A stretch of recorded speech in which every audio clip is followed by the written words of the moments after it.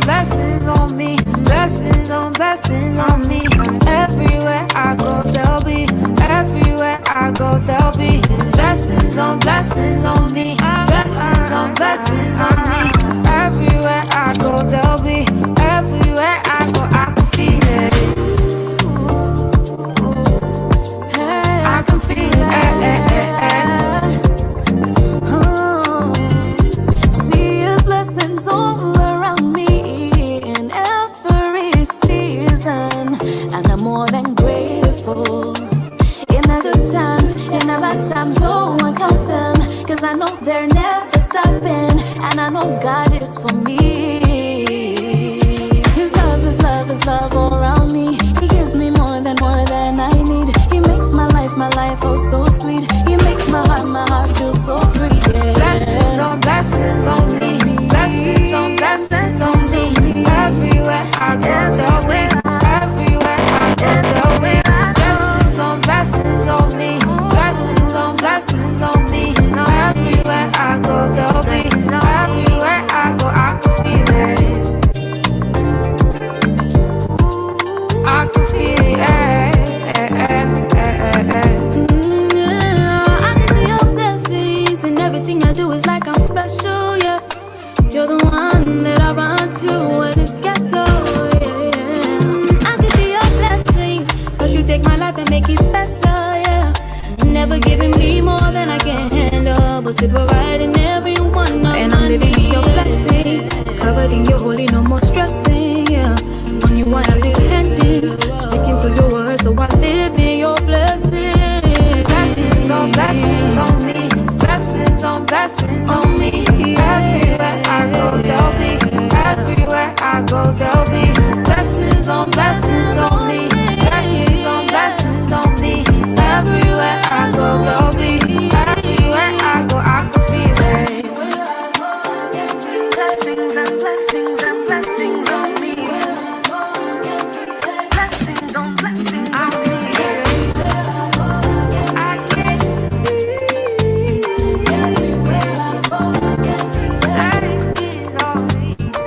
Praise dancing. It's the intramurals of dancing. Anybody can do it. It's the only dance team where there can be a 7-year-old and a 47-year-old. Same team, no auditions, just... They dressed in the clothes that Jesus was resurrected in. It's flowy, but cut. Well, they just kind of dance the lyrics of the song. Like they don't, there's no, you know that's what it, in the corners of my mind, I just can't seem to find a reason to believe that I can break free. 'Cause you see, I have been down for so long.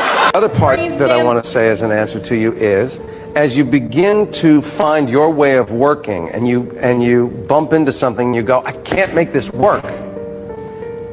Be gentle with yourself. Larry, I keep quoting Larry Moss because I studied with him for 14 years, and he's quite brilliant. You don't yell at a bud because it isn't a flower yet. It's gonna be a flower, but it opens when it's time for it to open.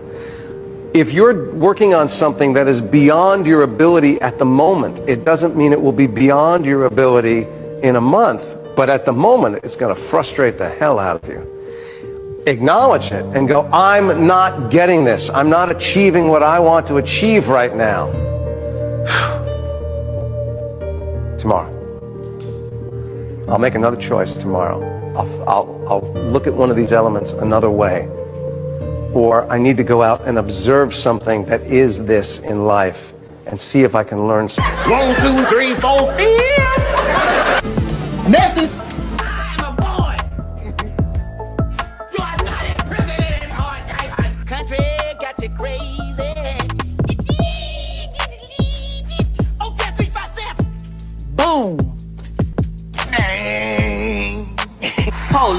take.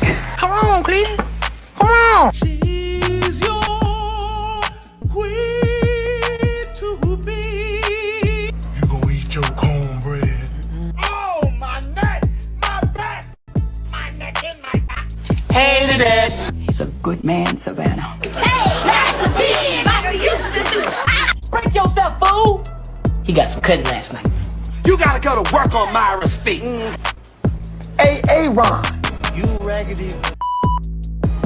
What does GTD stand for? Got the draws, okay? I'm about to go real. Yeah. It's kind of beastie. IG. IG.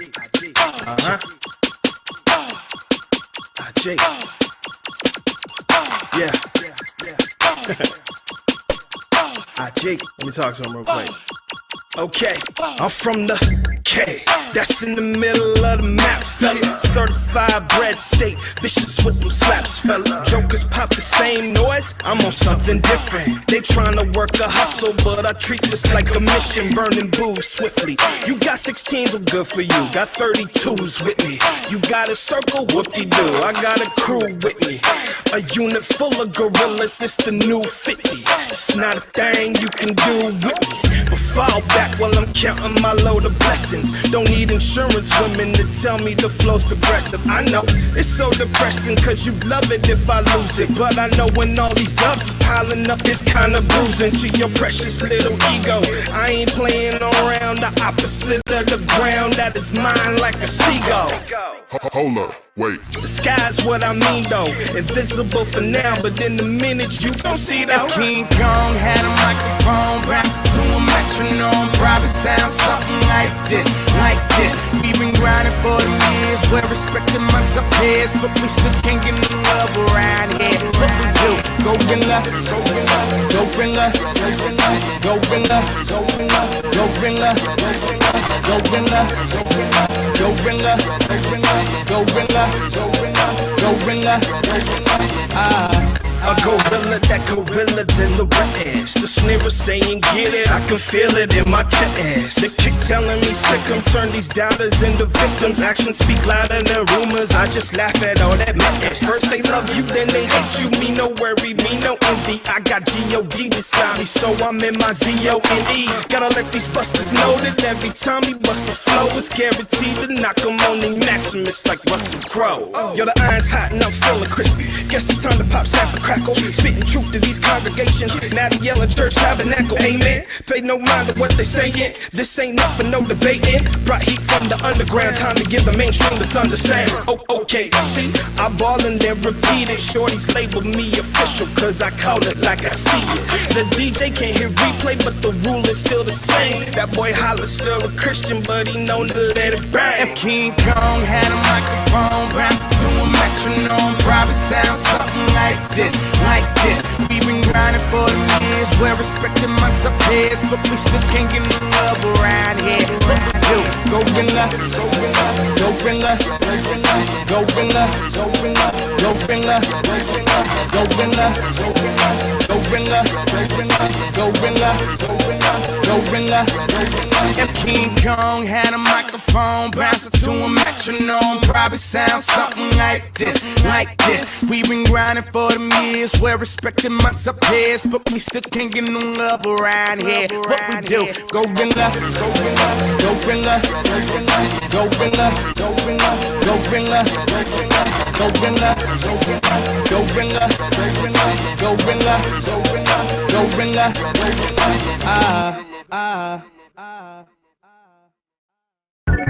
Blessings falling down on me. It keeps bringing me joy. Each blessing I receive, it keeps bringing me joy. Yeah, okay. Blessing to coming in front of me. Coming in front. I'm in the cup with a bag on me. How you feel? Like I got my piece in this heavenly? Yes. We not the same. Keeping the fake up under me. You know. Yeah, I gotta go. I'm in the league. No checking the scope. Plain to see. You reap what you sow. You cannot face me, I gotta say this life is amazing, yeah. 1, 2, 3, 4, 5. Time he saved my life. Coming with that talk. Please don't kill my vibe. Shorty got that walk. She know what I like, yeah. With the gang and it's some shy, yeah. Okay. I'm in the still, I got the truth. Look at the pedigree. Okay. I never lose when I'm on the move. I'm leaning on the cheek. Okay. Dipped in the water, only the Father coming in clutch for me. Coming in clutch, coming in clutch, coming in, yeah. Blessings falling down on me. It keeps bringing me joy. Each blessing I receive.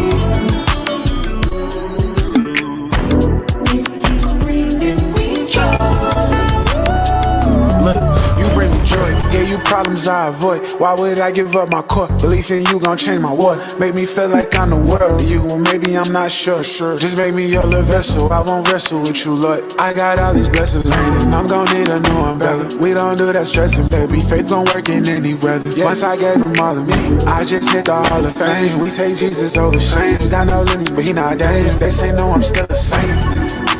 Yeah, I got a lot to prove. Fill my life with room. Here I got that tune. Yes, I couldn't help it, my confession. Tell him I'm about to bloom. He wrote me up from the womb. Blessings coming soon. Blessings falling down on me. It keeps bringing me joy. Each new blessing I receive.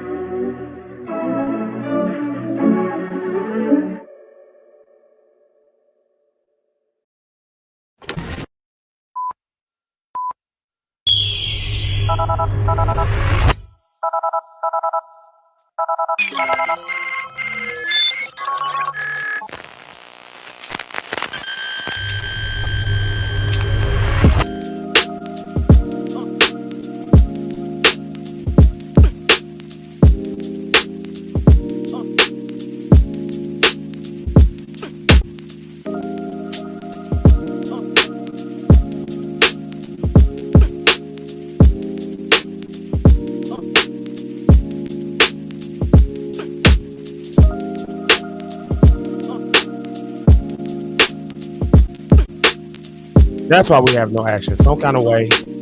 My mic went away. Hey, y'all. Good morning, everybody. Zeke live in the morning. Good to see y'all.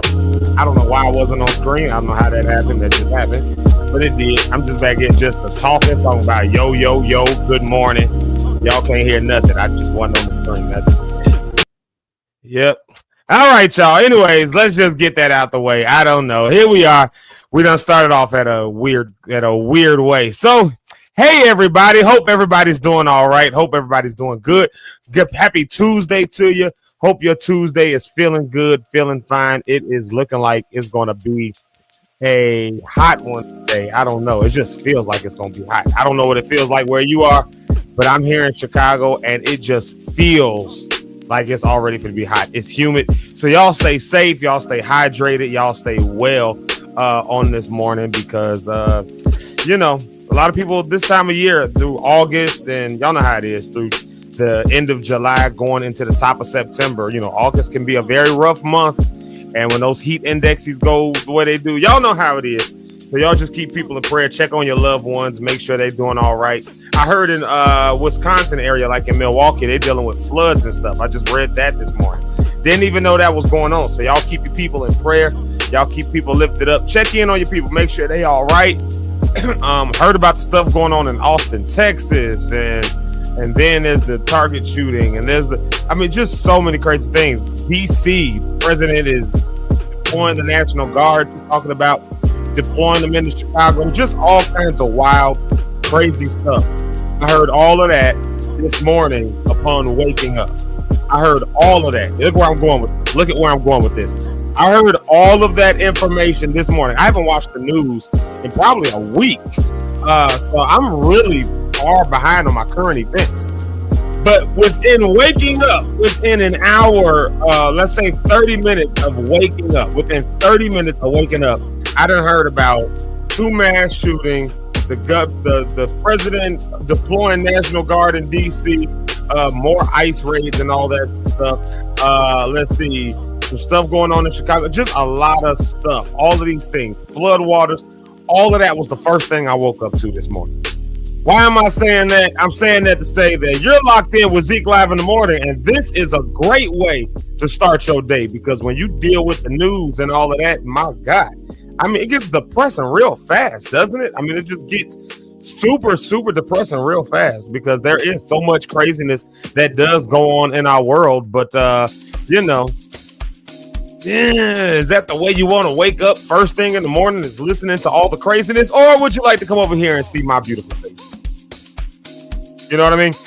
So shout out to y'all. Thank y'all to every lock star for being here on Zeke Live in the morning, because like I said, this is a great way to start your day. It's a great way for me to start my day.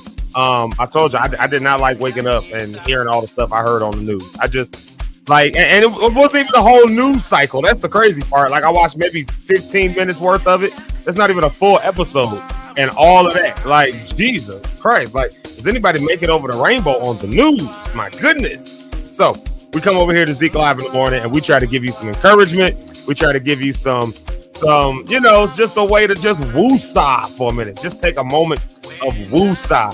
And so thank y'all for locking in. Thank y'all for being fellow lock stars and just always chiming in and, giving encouraging words and all of that kind of stuff like that. It makes it worth it. It is a well-received gift that y'all give me every day.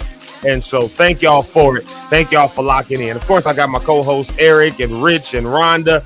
And so they are, they're here, and they keep the show moving. So a big gratitude to them as well. Let's dive right on into it real quick. I need to do this because Thursday, I'm probably either not going to be on the show, or I'm going to be on the show for only a minute, or the show is going to be in a shorter tent, or whatever the case may be, or I'm going to have to do it on location somewhere so that I can, be ready to roll at like 10 a.m. And so I got a few things. I got to figure out what I'm going to do about Thursday, but I want to make sure that this announcement is well understood and remembered. We've got Healing Voices coming up on this coming Thursday, okay? This coming Thursday, that's the 14th of August. We have Healing Voices, and I want to invite all of y'all to be there. All of y'all, you, and even you, and maybe you, and that one back there, I don't know about that guy. He can come, but he can't sing. No. Real talk. Healing Voices is for everyone who just needs a moment of woosah. We keep talking about that moment of woosah.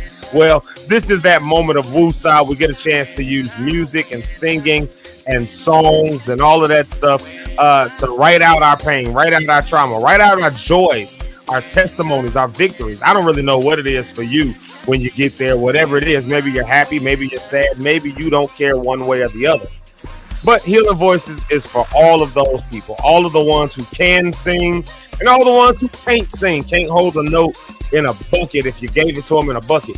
It's for everybody. If you want to sing, if you don't want to sing, if you just want to sit around and chill and vibe out and hear the vibes, you can do that as well. So I'm telling you, you can come on out to Healing Voices this Thursday. I'm inviting you, not just telling you, but I'm inviting you and saying, come on, be my guest. It was a good time last few times we did. This is the fourth one we've done.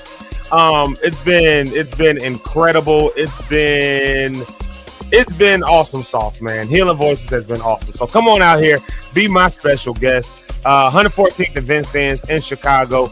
That, like I said, that's this Thursday. I don't know what's going to happen with me on the show on Thursday, but I got to make sure I put it in your ears a whole lot today, so y'all remember, just in case I don't get a chance to do that on Thursday. So yeah, Healing Voices. Thank y'all. Come on out for that. Let me see. Is there anything else I need to throw out there real quick. Yeah, save the date. End of the summer bash, August the 31st. That's a Sunday at 12 noon. Also at 114th and Vincennes.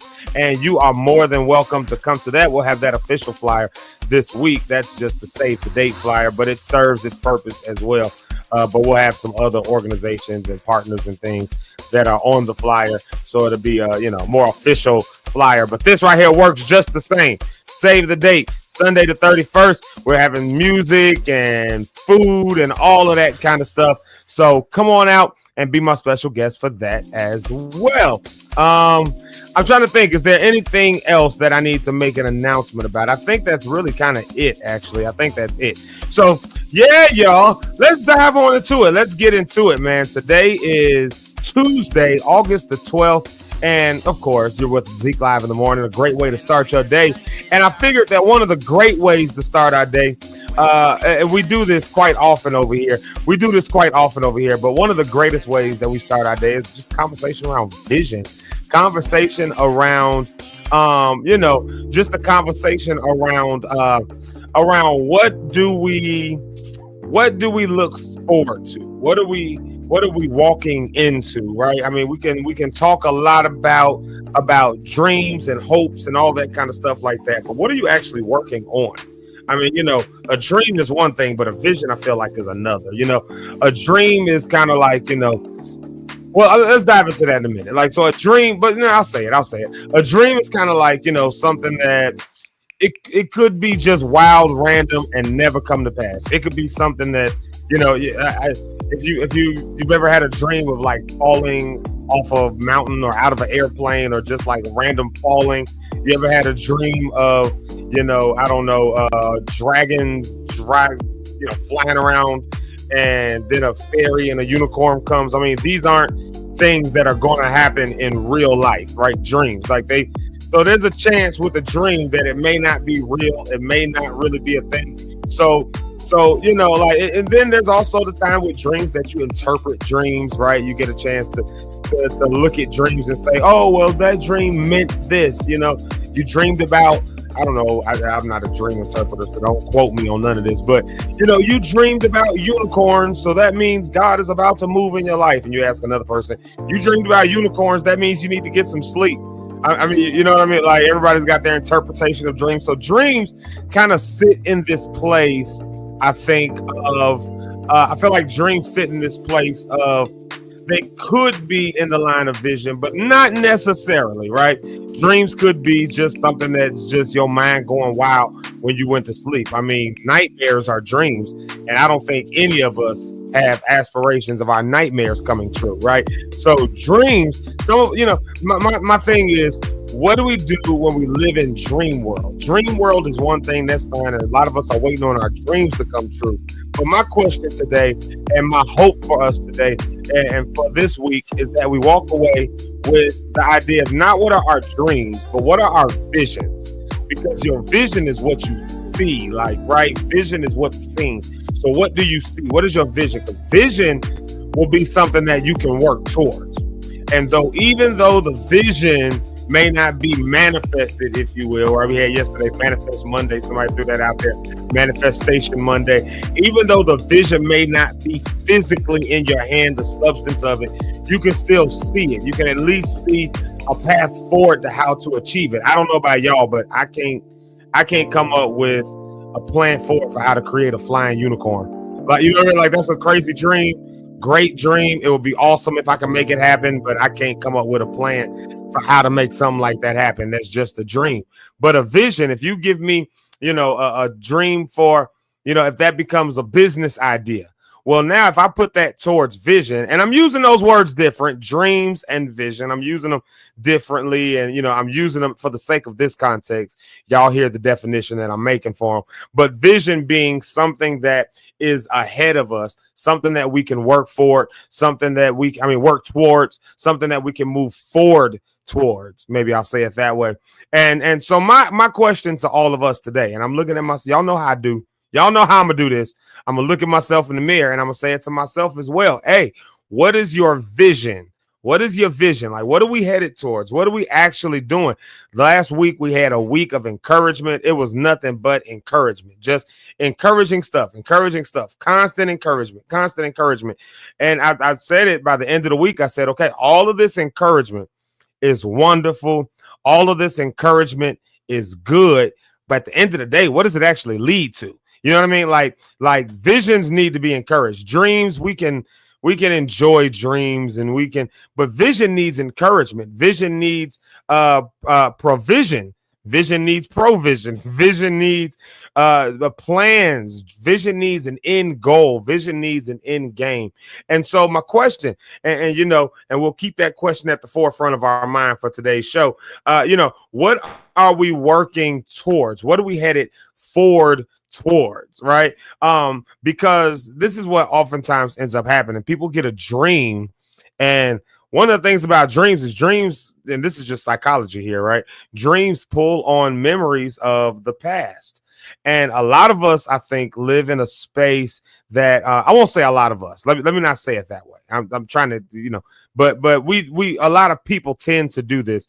And we talked a little bit about this yesterday, where something that is like what you remember, something is like what you know, what you like, what you feel, becomes like the golden standard in your life.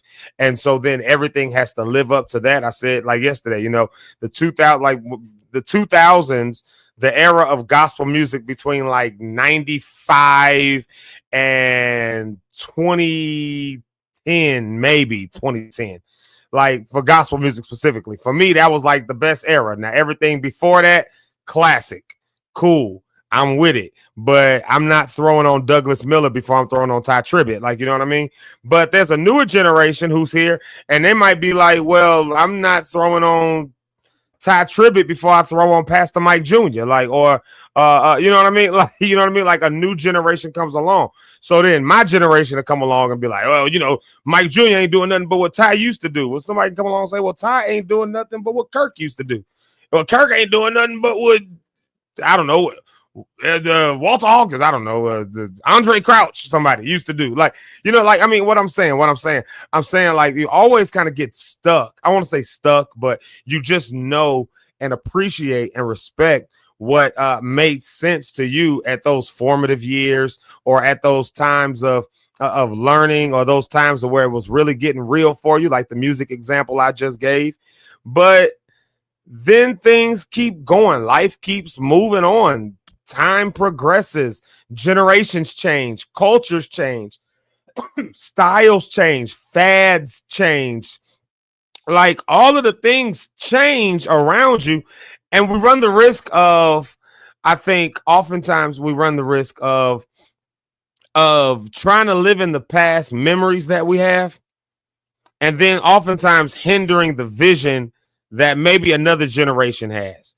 Sometimes maybe even hindering the vision that we have, because we're stuck with old ways, old thinking, old thoughts, old traditions, old stuff, and we've kind of canonized it in our lives, right? We've kind of canonized it, if I can use that word, in our lives. We've kind of we've made it solid. We've written the method on our heart. We've written the tradition on our heart. We've written the way of doing it, the thing we like, the style, the fashion. We've written that on our heart, and oftentimes forgetting the main thing. Dreams will let you think about all the surface stuff. And this is kind of where I want to leave it here. Dreams, it seems like dreams let us think about all kinds of surface stuff. Dreams don't necessarily have a whole lot of depth. I mean, have you ever woken up from a dream and then you tried to explain it to somebody, or you tried to reprocess it, and you was just like, I don't even know how that made sense. It made sense in my dream, but it didn't make sense right now. Have you ever been in that position?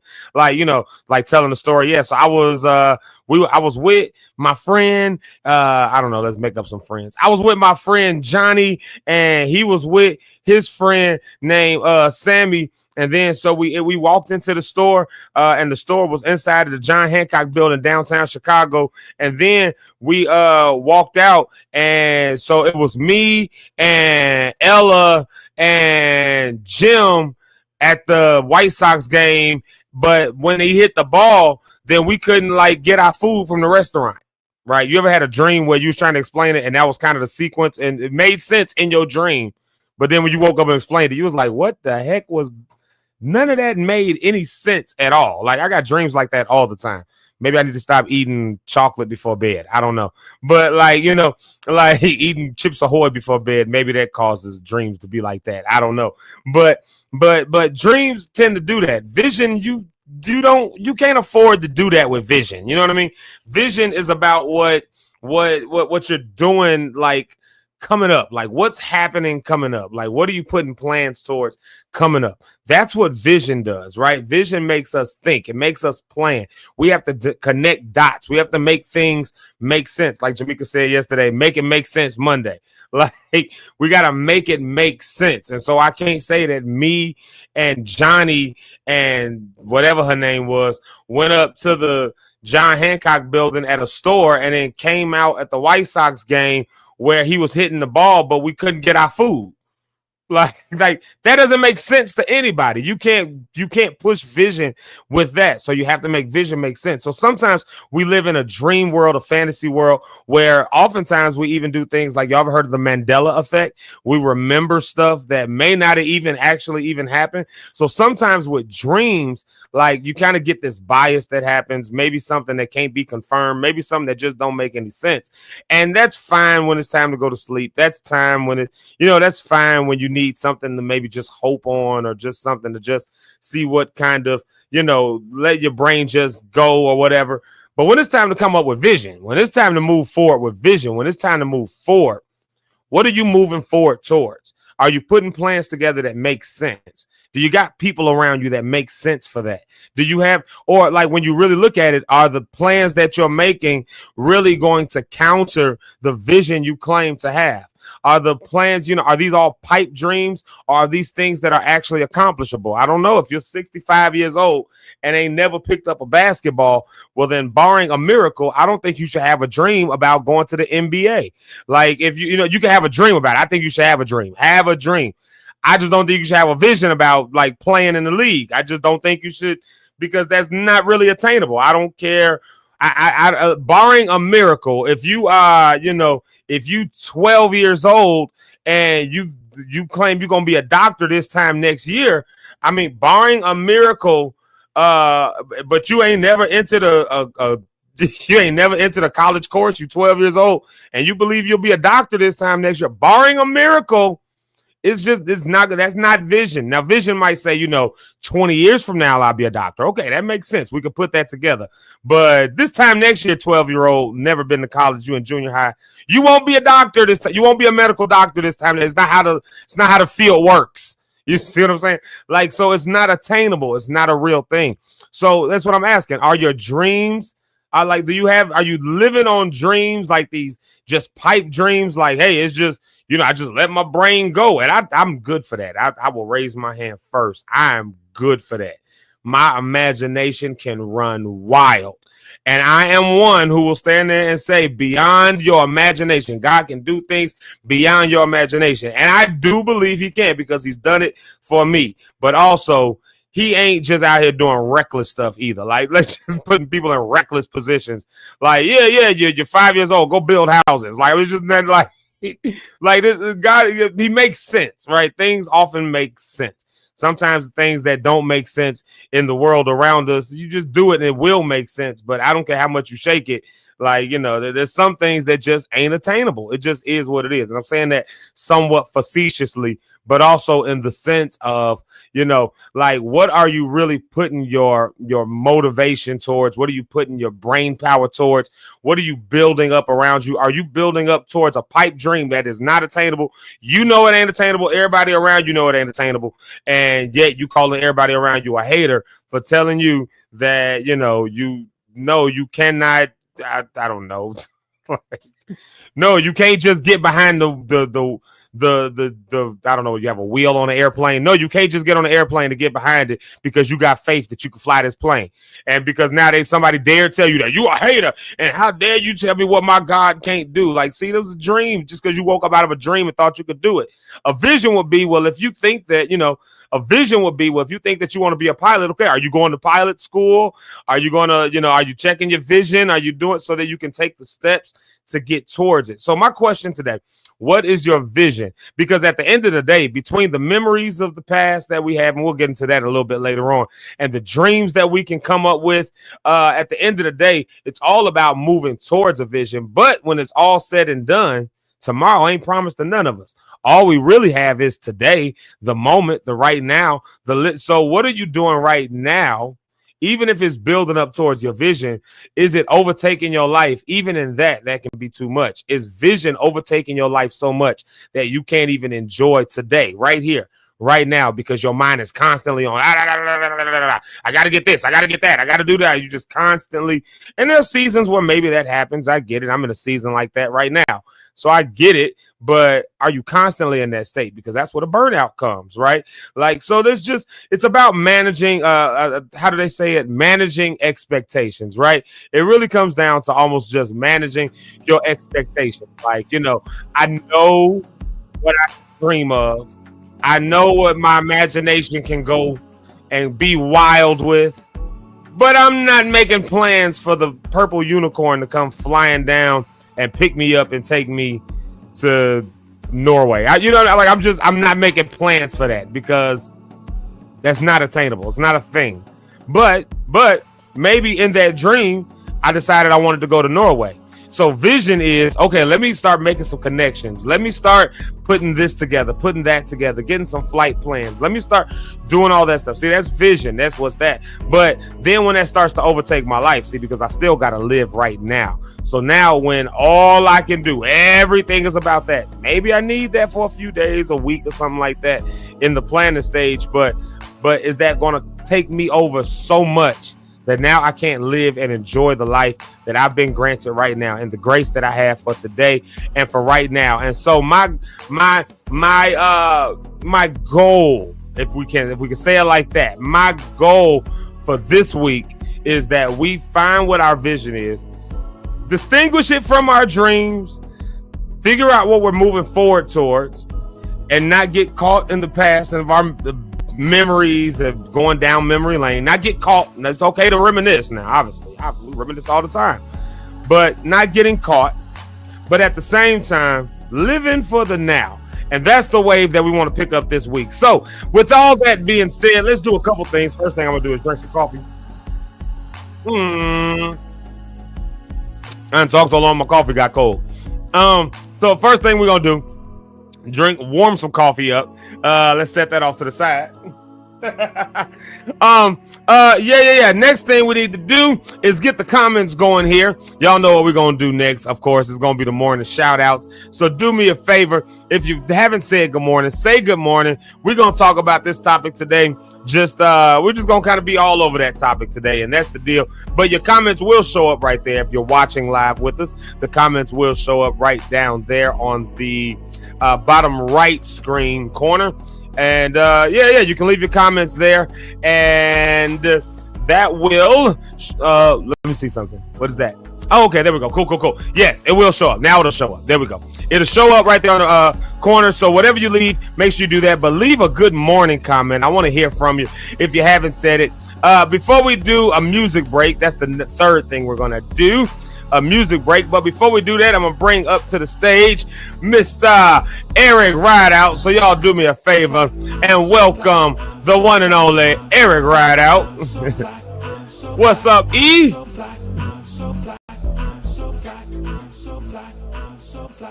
right, there we go. There you go. I was laughing at what you said. What's that? It's the whole thing, man. And first of all, good morning, everybody. About dreams, it's fine to dream, and like you said, sometimes God can do the miraculous for you, but and some people, I just feel like, man, there's a such thing as dreams, and then there's pipe dreams, right, and then there's unrealistic ideals. You can dream about anything. It's like, if I have no legs whatsoever from the waist down, I'm not going to get up and say, tomorrow I'm going to go play kickball. It's not going to happen unless the Lord miraculously grow my legs overnight. Some people would tap, and some people think they can sing and they can't. I'm going to cut a CD one day. You might do that, but is it going to be successful is another thing. I think people need to set realistic goals within your capabilities. You know what? But maybe the problem too, Zeke, is that sometimes people have not been told that. You know, I sometimes blame the people around them too. Yeah. Yeah, you know, if you're patting somebody on the back and he's 75 and say, man, I'm about to be the next little baby. No, you're not. So nobody wants to hear a 75-year-old rapper at all. There's nothing you can say that nobody want to hear. Nobody want to hear about the Great Depression, slavery, none of that. People, kids don't want to hear that stuff. You know what I mean? Nobody want to hear that. It's like you never played a keyboard in your life, but go tell somebody you're going on tour with Bruno Mars tomorrow. You know? Right. You can want to do those things. It's okay to want to do those things. You know, I used to want to be a police officer, but I'm not outside with putting lights on the truck, on the car, pulling people over. Right, like just waking up the next day on some, well, because I want to be a police officer. Now I'm a police officer, so I'm just going to do this, and I'm going. And that's, yeah, like you said, people sometimes be people around you. I heard Lil Rel.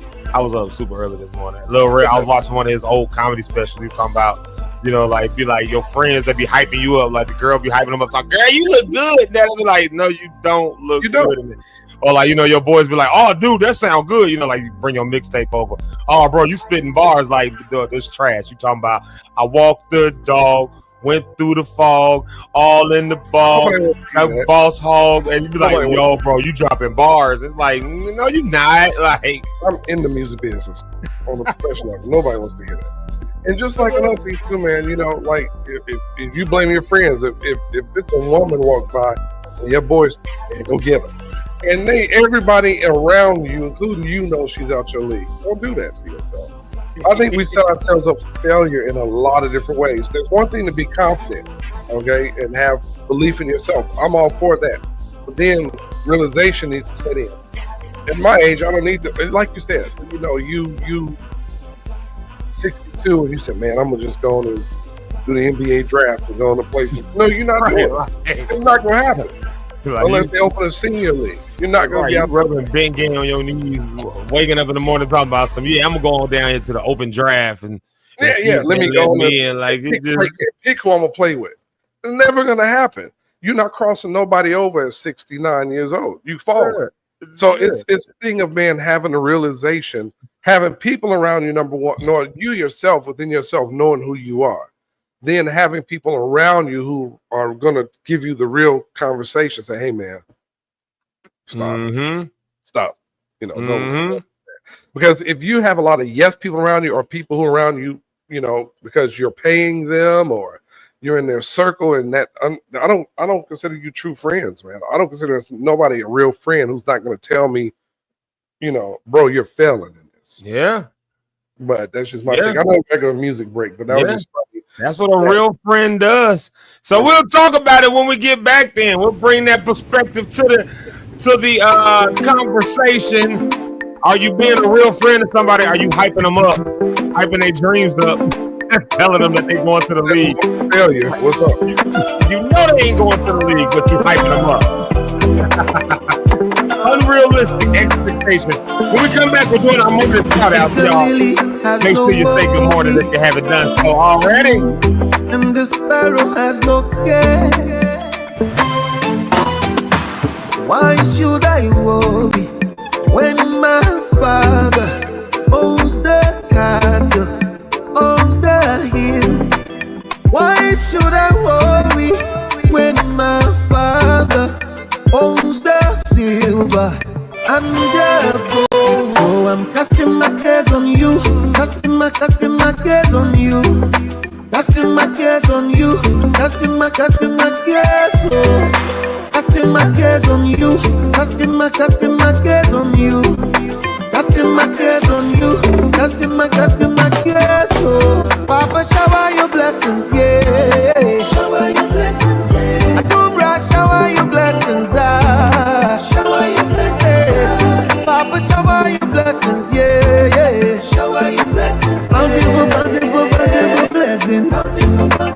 blessings, they come my way.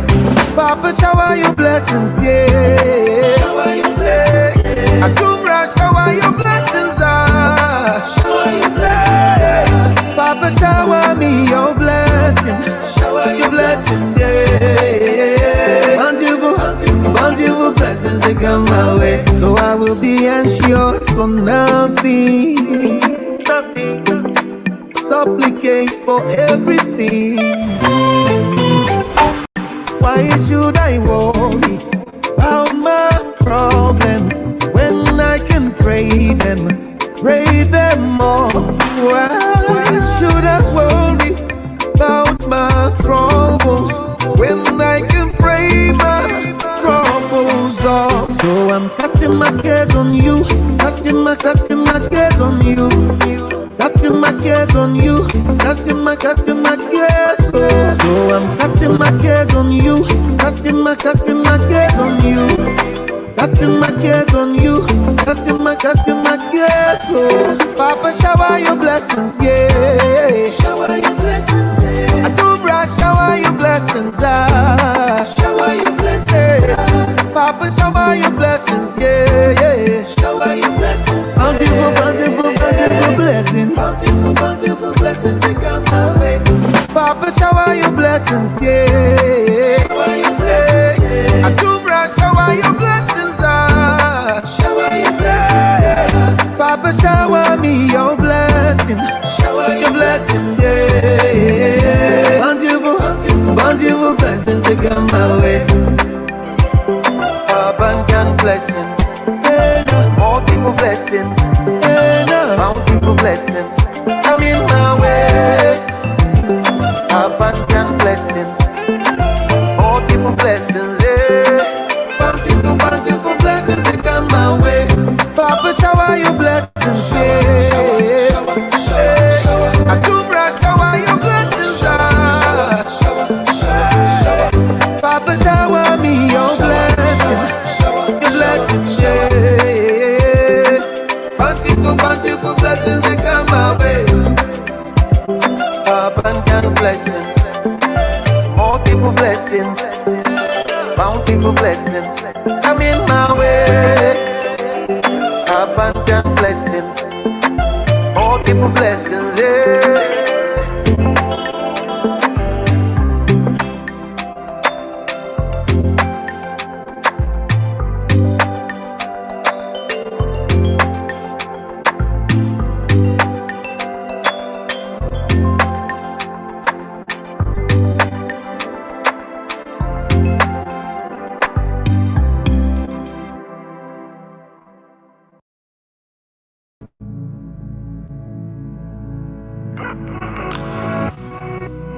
We coming right back. If you haven't done so, please do me a favor. Make sure you say good morning. We're doing our morning shout outs coming up next. Say good morning if you haven't done so already. It's good to see you. Zeke live in the morning, baby. Righteously and holy. Why do I have to go astray? Forever want your eyes on me. Mwari inindo funga kuti natata papi. It's on me, I know. The evidence all around me. You are here, I know. So stay with me. Oh, Papa God, won't you stay with me? Yeah. From my nanny, stay with me. Say you'll be here. Stay with me, Papa. No, I ain't perfect. Obstacles will test my faith, inhibiting purpose. I tripped up one too many times. When I fall, Munoti, I'll rise again.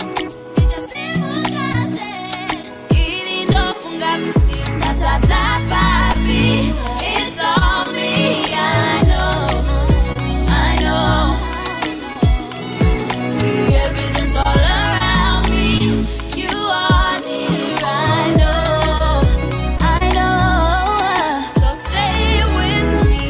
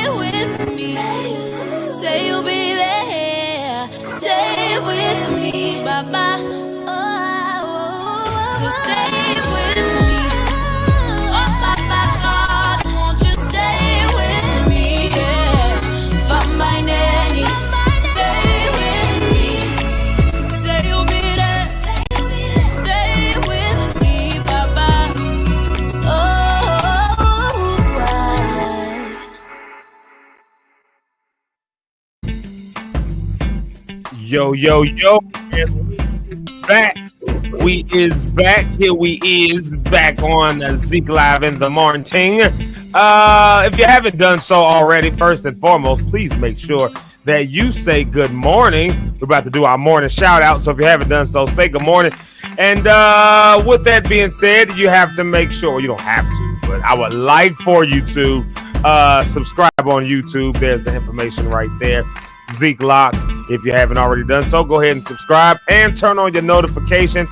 YouTube is the better listening experience. We've all kind of just agreed that that's the truth because it doesn't shut us down so easily. And then also you can follow us on Facebook. There's the information, same name.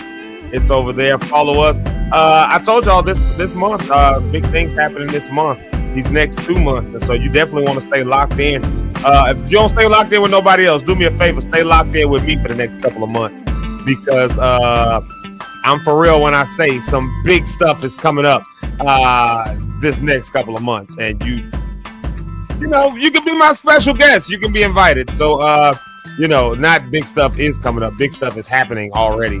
And so we're already working on things, So come on and make sure you're locked in with us on Facebook, on YouTube, on all those places.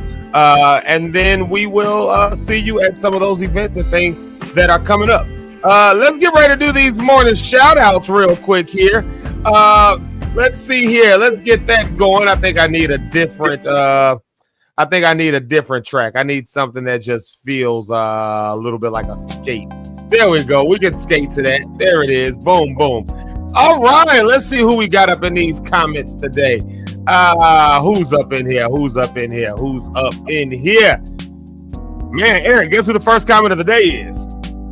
Who is it? Your mama. Morning. Your own mother. She is the first comment of the day. First comment of the day goes to Miss Johnny Rideout. That's Eric's mama, and y'all already know how I feel about the mamas of the show. I say it every day, and because I love to show love to the mamas of the show because they the mamas, and they raised us, and they whooped us, and that's what I remember, eating and getting beat. That's what I remember, eatings and beatings. That's what happened with me. So let me stop.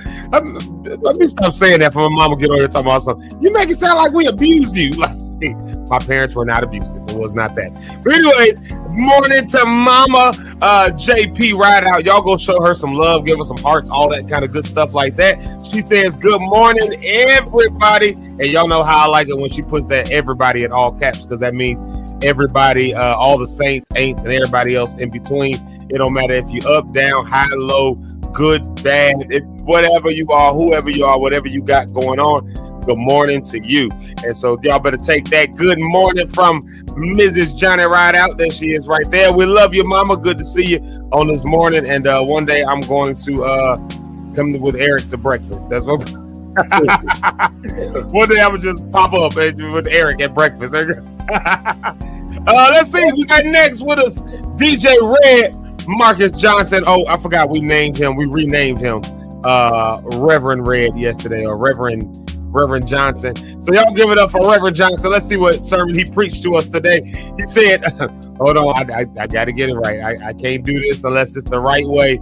I ain't got no good churchy tracks. Like this ain't we need more churchy stuff around here. Like I need more churchy stuff. So I can, You have to use your old song. What was it? The one you had? Which one? The New Experience. Zeke Locke'd and the New Experience. LXW. Remember what's the one? Churchy one. Which one though? Rescue Me. You use your own song back there. Yeah. No, I need something that's like I need like some organ, just some chords. Like that preachers got them chords, the organists be playing under them, and they just be and they start talking real like this. And they Jeremy Keys, if you can manage to play some organ chords, send us a stem or something on the track. What key he playing? He only can play in C. Send me some in C, Jeremy Keys, or as Eric will say, if you can put that transpose hit +1. That's all. He probably play in C or F. Anything outside of that, he's done. Oh, sorry, Keys. My bad, Keys. I'm sorry. He's getting married on Saturday. Oh, yeah, the wedding is Saturday actually. So I guess I gotta be nice to him this week. I guess you know. You can't. I'm gonna come through uncooked rice, or cooked rice and let it stuck together. Throw just blob rice. Instead of throwing it in the air, instead of throwing it up in the air. And wait, make sure it's hot. Stick to the back of his head. Keys, I'm gonna tear you up, bro. Straight out of hot pot. Congratulations. Going to your marriage burnt up. Congrats to Keys and Ari for your marriage. Congrats on that marriage. Yeah. All right, let's see what your housewife who cook and clean all day. Go ahead. Let's see what Reverend Johnson says. He says, "Good morning, blessed people." Gotta get my voice together. Good morning, blessed people.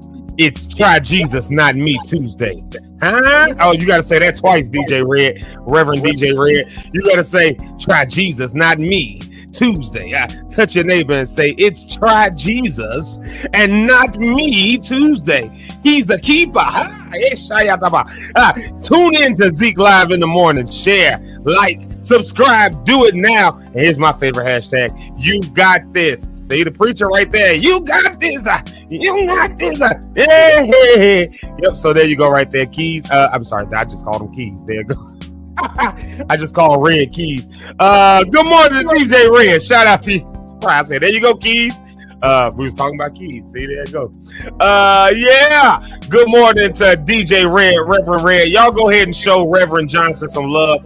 Y'all go ahead and y'all gonna see, we already did it, but we got a new day name right there. I didn't even come up with a name for the day, but we already got one. Try Jesus, Not Me Tuesday. Y'all know that's a new tradition. We've been doing 2 new traditions that have happened organically in the last week. Are people saying words of affirmation? So we don't call it morning shout outs no more. We call it morning affirmations. And people are giving those words of affirmation. But the second thing they've been doing is giving like a name for the day. So we've got Try Jesus, Not Me Tuesday. Let me write it down. Let me get it in the I've been thinking today was Wednesday all this time. Today is Tuesday. You thought today was Wednesday? I have no clue how I skipped the whole. I'm sitting here waiting on some Amazon packages like, oh, it's coming today. It's Wednesday. It's not coming. No, man. Well, these things bleed together. I know. It's like it just all starts running together after a while. Uh-oh, look who's here. It's Mama Pastor Cynthia Cohen. Pastor Cohen. Yeah. Y'all know how I feel about the mamas of the show. That's Rhonda's mama right there, y'all. So y'all go show her love and hearts and all of that stuff like that. Good morning, Lockstar families. It's Top of the Morning Tuesday. Y'all heard that, Eric? It's Tuesday, not Wednesday. Y'all let Eric know it's Tuesday, not Wednesday. I don't know how. I mean, I'm sitting there tracking my package and everything. Yeah. And it says Wednesday now that I look at it. That's crazy. Yeah, I need to wake up. I have no clue how that happened. Yeah, see, that it happens sometimes. You had the rhino flu. That happens, You had rhino flu. So maybe your brain is still a little funky. Maybe that's what it is. Maybe you had that. I had to write the new name down, though. There it is. I just wrote it down. Top of the Morning Tuesday with Zeke Live in the morning. Have a terrific day. Can I just add that one to the lexicon? Terrific Tuesday, since I saw it in there. Terrific Tuesday. There it is right there. I got to keep a lexicon going on over here. There it is right there from Mama Pastor Cynthia Cohen. That's Rhonda's mama. It's Rhonda on the Rocks mama. So y'all go show her some love. Go show her some love because we love her. And she's been doing this thing all week. She will write the names all down at the end so you know what affirmations to take with you. So top of the morning, and what's at the top of the morning? A terrific day. That's what's at the top of the morning. So a terrific Tuesday. So y'all accept that from Mama Pastor Cynthia Cohen, as I call her. And then here's our girl, Asia Jamal. Shout out to her this morning. Pure Live Podcast. We love her. We're glad she's here with us this morning. Good to see you. Hope your Tuesday is fine. Stay hydrated today. I got to tell everybody that. Because I think that I got dehydrated this weekend, bro. I really think that I got dehydrated after being out there at that parade. I really honestly think that I was dehydrated. So I'm still like recovering. Could have been. I mean, that hot weather do it. And you don't even know you are. Yeah. If you get home and you about to faint or lightheaded or sleepy, heat. I cannot go to sleep when I'm hot though. Really? At all. Hot weather makes me already fight. Yeah. You know. Yeah. I can speaking of heat, look at Mama on the Facebook side over here, Miss Sherry State. She says, "Good morning, family." I love that symbol. It means family ain't just who you was born to, but who you choose. And we was talking about the heat right here, and this I saw this in the comments.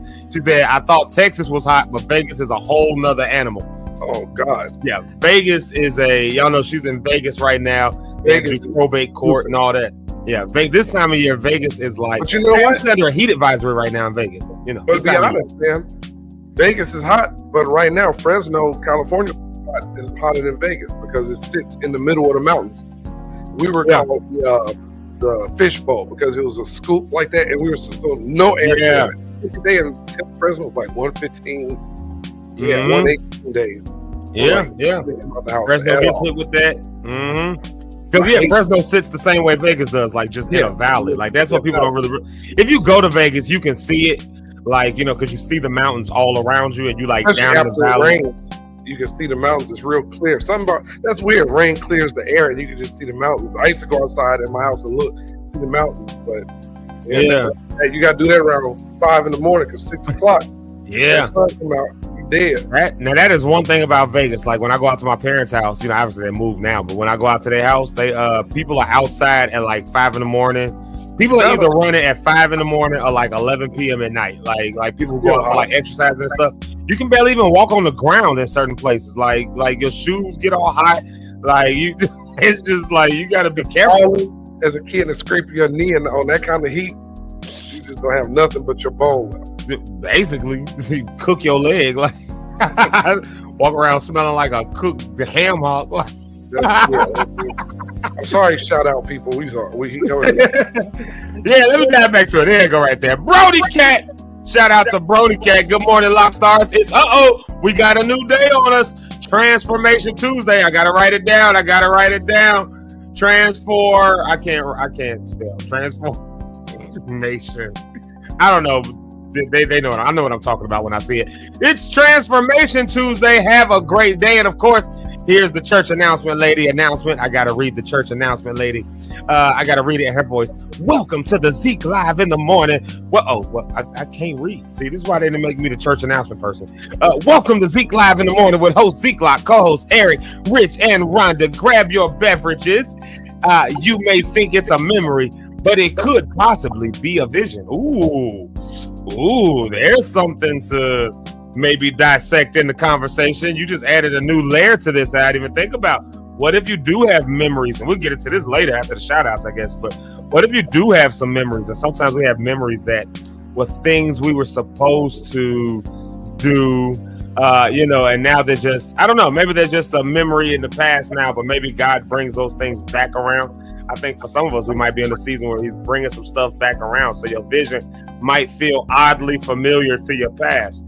It's different for everybody. I don't know what yours is, but it's up to you to know that for yourself. That's how I feel about it, So there you have it right there. Thank you, Brony Cat. She's already preaching to us this morning. She's going from church announcement lady to minister on staff, I guess. Her and DJ Red, they preaching to us this morning. There you go. Let's see. Here's Victoria. Shout out to Vicky. We got a new name. I'm gonna get a bell. I'm gonna find a bell or a tambourine. I got a tambourine in the car. I might come back in here with a tambourine. Every time I get a new name, I need to like ding a bell. Ding, ding, ding, ding, ding, ding. You know what I mean? Like a tambourine or something like that, since we're churchy around here. She says it's Thankful Tuesday. So blessings on this Thankful Tuesday. And she always wishes blessings to everyone. So y'all take those blessings and receive those blessings. That's why we do the affirmation. So y'all got something to affirm over yourself today. Here's my bro, my homie, my co-worker, my co-laborer. That's what we say in the church where I was trying to look for the word. What does the Bible be able to say? Co-laborer. It's my co-laborer. Yeah, he's my co-laborer in the justice mission. Marvin is my justice mission co-laborer. He works with me at the Community Healing Resource Center. And Marvin Treadwell does a good brother. Just a good brother right there. I like what he said right here. Top of the day, bro. And that fits right in line with Top of the Morning Tuesday. Look at that. We right in there. Shout out to Marvin Treadwell. That's a good brother, y'all. We had him on the show before. I don't know if y'all remember. him being on the show. We just talked about him, what it was like getting out, just with his story and all that stuff like that. I can't wait till we start. I haven't loaded any guests lately because I've just been trying to find my own groove recently, you know. But now going into September, we have a few. And we got a few on the docket. Yeah, I got some music too for you. Oh, bet. Perfect. Yeah, we can now. I will start playing new music though. I will take new music. As long as it won't shut us down, like, you know. So that's why I tend to lean towards Michael Jackson just to try to get to see what happens. Yeah, I've been shut down with Michael Jackson. Let's see, Fred Hammond song we got shut down with. We got shut down on the Dietrich Haddon song. We got shut down on that one with. No, I don't think we got shut down with the one with Erica Campbell. But I know Michael Jackson one though. Michael Jackson definitely did it. Yeah. There's some songs. They waited till the song went off and did it. On top of that, they waited till you listened to the whole thing. It's some stuff Facebook will shut us down with, and then YouTube will keep it going. That's why I tell y'all, if you watch us on YouTube, it's a better listening experience. And then let's see here, Eric, one of your favorites right here is Rhonda on the Rocks, and she's on YouTube and Facebook. Check that out, YouTube and Facebook. We got some people who they go back and forth, YouTube and Facebook, like Mama Sherry does it. Yeah, so and that's good because we're in both places, and so you know they keep the party going on both sides, and that's why we love our girl Rhonda on the Rocks. Y'all know she has new episodes that have dropped. She just did a live a couple of weeks ago, and so that was enjoyable. I enjoyed it. I was watching it while I was in the studio actually, and was still watching. So yeah, so Rhonda on the Rocks, that's our girl, and I know y'all love her as much as we do. So y'all go ahead and show her some love, Miss Rhonda on the Rocks. Rhonda got to work a lot more going into the new school year. You know, she works for the school system, so she got to work a lot more. So her schedule is going to start getting a little crazier on the morning show. But she'll still be here with us. Just it might like change a little bit, and that's kind of, same thing that happened with you. You have to like travel sometimes. You be gone for a whole week. You know, sometimes life just be lifing for us, y'all. I don't think people realize that we own this morning show every day. Well, I think a lot of stars realize that, but other people, when we talk about having a morning show, they be like, "Oh, that's what you do." It's like, I mean, that's what we do in the morning, but we get off here and go to work. Like, we got a job still. Like, we ain't paying no bills. They're like getting off here and you gotta get to the airport. Right? Yeah, it's like we pay to be on here. Like, we don't get paid to be on. We paying to be on here right now. Like, so we gotta have jobs, and that means sometimes we have to, adjust our schedules and all kind of stuff like that. So y'all just keep Rhonda lifted in prayer is what I'm saying, as she's going into this new school year and all of that, especially after the surgery, which was a success. But y'all can go follow her on Rhonda Reimagine and find out what that story maybe like. The break could come when, what's the show? The Hips? What is it called? Cheeks Live in the Morning. Cheeks Live in the Morning. Yeah, when that come out. You say Hips Live in the Morning? I can't think of the name of it. That sound like this dude in my old church. He used to call my wife's nickname is Sticks, right? So for all the lock stars that don't know, my wife's nickname is Sticks. That's what everybody calls her. Everybody calls her Sticks. So you can call her Kimyata, but she'll answer quicker to Sticks. So anyways, that's her name. So it was a guy at the church, and he could never remember her name. He kept calling her Legs. He was like, "How's Legs doing?" And I knew who he was talking about. He was like, I just always say, she has such long legs. I mean, she's just like Jesus Christ, man. And you don't know if you want to be like, man, why you looking at her like that? Or exactly. But at the same time, it's like, I mean, she do got long legs. You can slap it into his memory then. That's exactly every time you say it. But no, Cheeks Live in the Morning. Yeah, that's gonna be a nice break. That's gonna be a welcome break. Yeah, that's gonna be a welcome break. That's for sure. I'm really excited to let them have a week after we start getting going into the, I'm excited for them to take a week. And we almost took shout out people so you all can get ready to comment on that topic.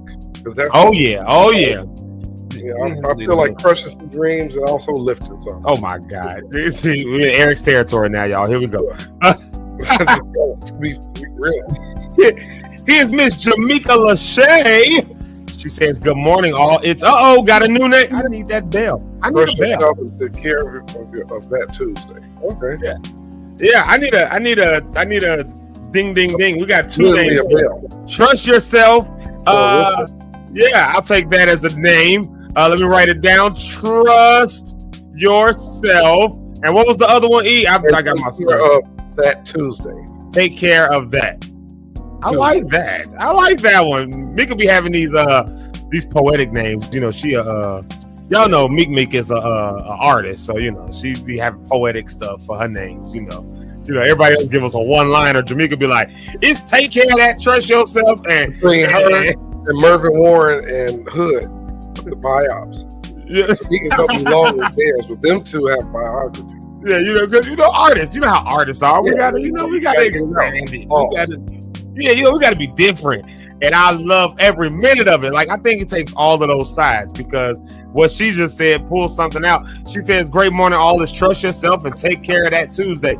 Anything you've been putting off doing or saying, take care of that today. Trust yourself. You got it. Remember, I love you all." I love that Jamaica always says she loves us. That's, I will say this much, though. I will say this much. Hold on a minute. Wait a minute. Just gotta pause the track. I will say this much. She says she loves us, and it's everybody. But when Rhonda comes on the screen, everybody be like, "I love you, Rhonda. I love you." So, I just want to keep pointing that out. Rhonda, we love you so very, very much. But also, Jesus Christ, you took all the love. So we need to get my page reconnected when we go live. So that's all. We'll drown out all. She gonna have her. We gonna have ours. That's why I'm excited about Cheeks Live in the morning. I love that. I'm here for the win. I want people that people love. They're not gonna read our comments on purpose. Never mind, because nope, we're not gonna. Oh, you talking they're not gonna read your comments on Cheeks Live? Yeah, they ain't gonna read none of mine. They gonna cut you out. I'm already prepared. No. I love the people that people love. That's me. Like, if someone, it would suck to have somebody on the show with us who every time they come on, the numbers just drop. Do we have somebody like that? No, I don't think we ain't got nobody like that I know of. I hope not. Like, Jesus, but I'm saying, like, when Rhonda comes on, we did have that happen when Keys was on here. It was real. God. Nobody tuned in. Everybody, it went from 15 to 0 immediate.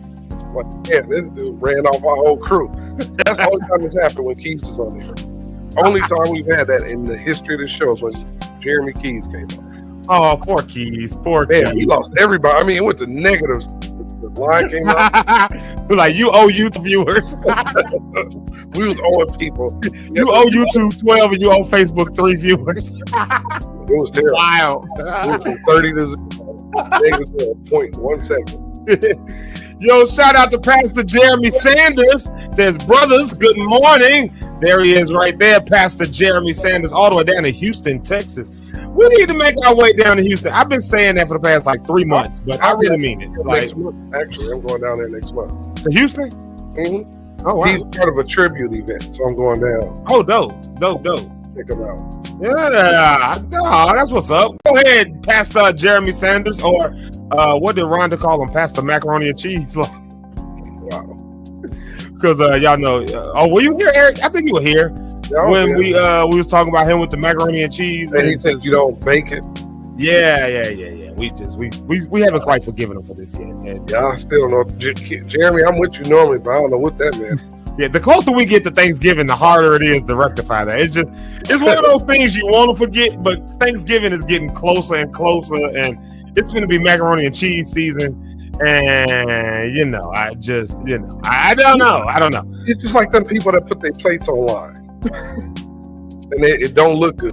Girls, oh my God, I gotta say, man, I'm like, no, you don't. I seen somebody on TikTok, and it wasn't a plate that they fixed. It wasn't a plate. But it was some potato salad they brought. It had pecans all in it. And then he was like, "Look at this. Who done messed it up?" And he put his finger in it. He was like, "They done left the paper at the bottom." They used one of those aluminum foil pans. And they left the paper, the one that says what it is. They left it like on the bottom. You're like, who's this done ruin the potato salad? It's this black seeing that review people on TikTok, they cooking and she be making faces and stuff. Oh, I love her. She be like, everybody's so creative. Yeah, I be cracking up because them people can be putting that, and they think they doing something. Tara Jones, you cook, Tara. Oh, look who it is, y'all. Hold on, before we get to Tara, look who it is. Bro, it's you. It's Eric. It's Eric right out, y'all. I'm looking. No, wait, you said it. What were you looking for? No, this what happened. The same time you said it on this side of the screen, you know how the insert come in? My office sent an email, so I'm reading their email at the same time, reading what he said, telling me good job on something I did. I see that. Yeah, that's me. I made that comment. Hilarious. Yes, Eric Rideout is here, y'all. There it is. There it is. Eric Rideout is here. He hasn't been here in a while, but he's here today. Oh yeah. Let's see. Let's see. What does it say right here? Rhonda said something. Zeke, if you were anything like you are now as a child, it's very clear why Dr. Lisa was tearing you up. No, that would be abuse. If I'm anything like I am today and my mama was whooping me, that would be considered abuse because I didn't know I am this person. You said what? Surprisingly enough, I didn't get hit that often. Really? I got them here and there, but not too many. Oh my God! I got my mother. You know, it's just.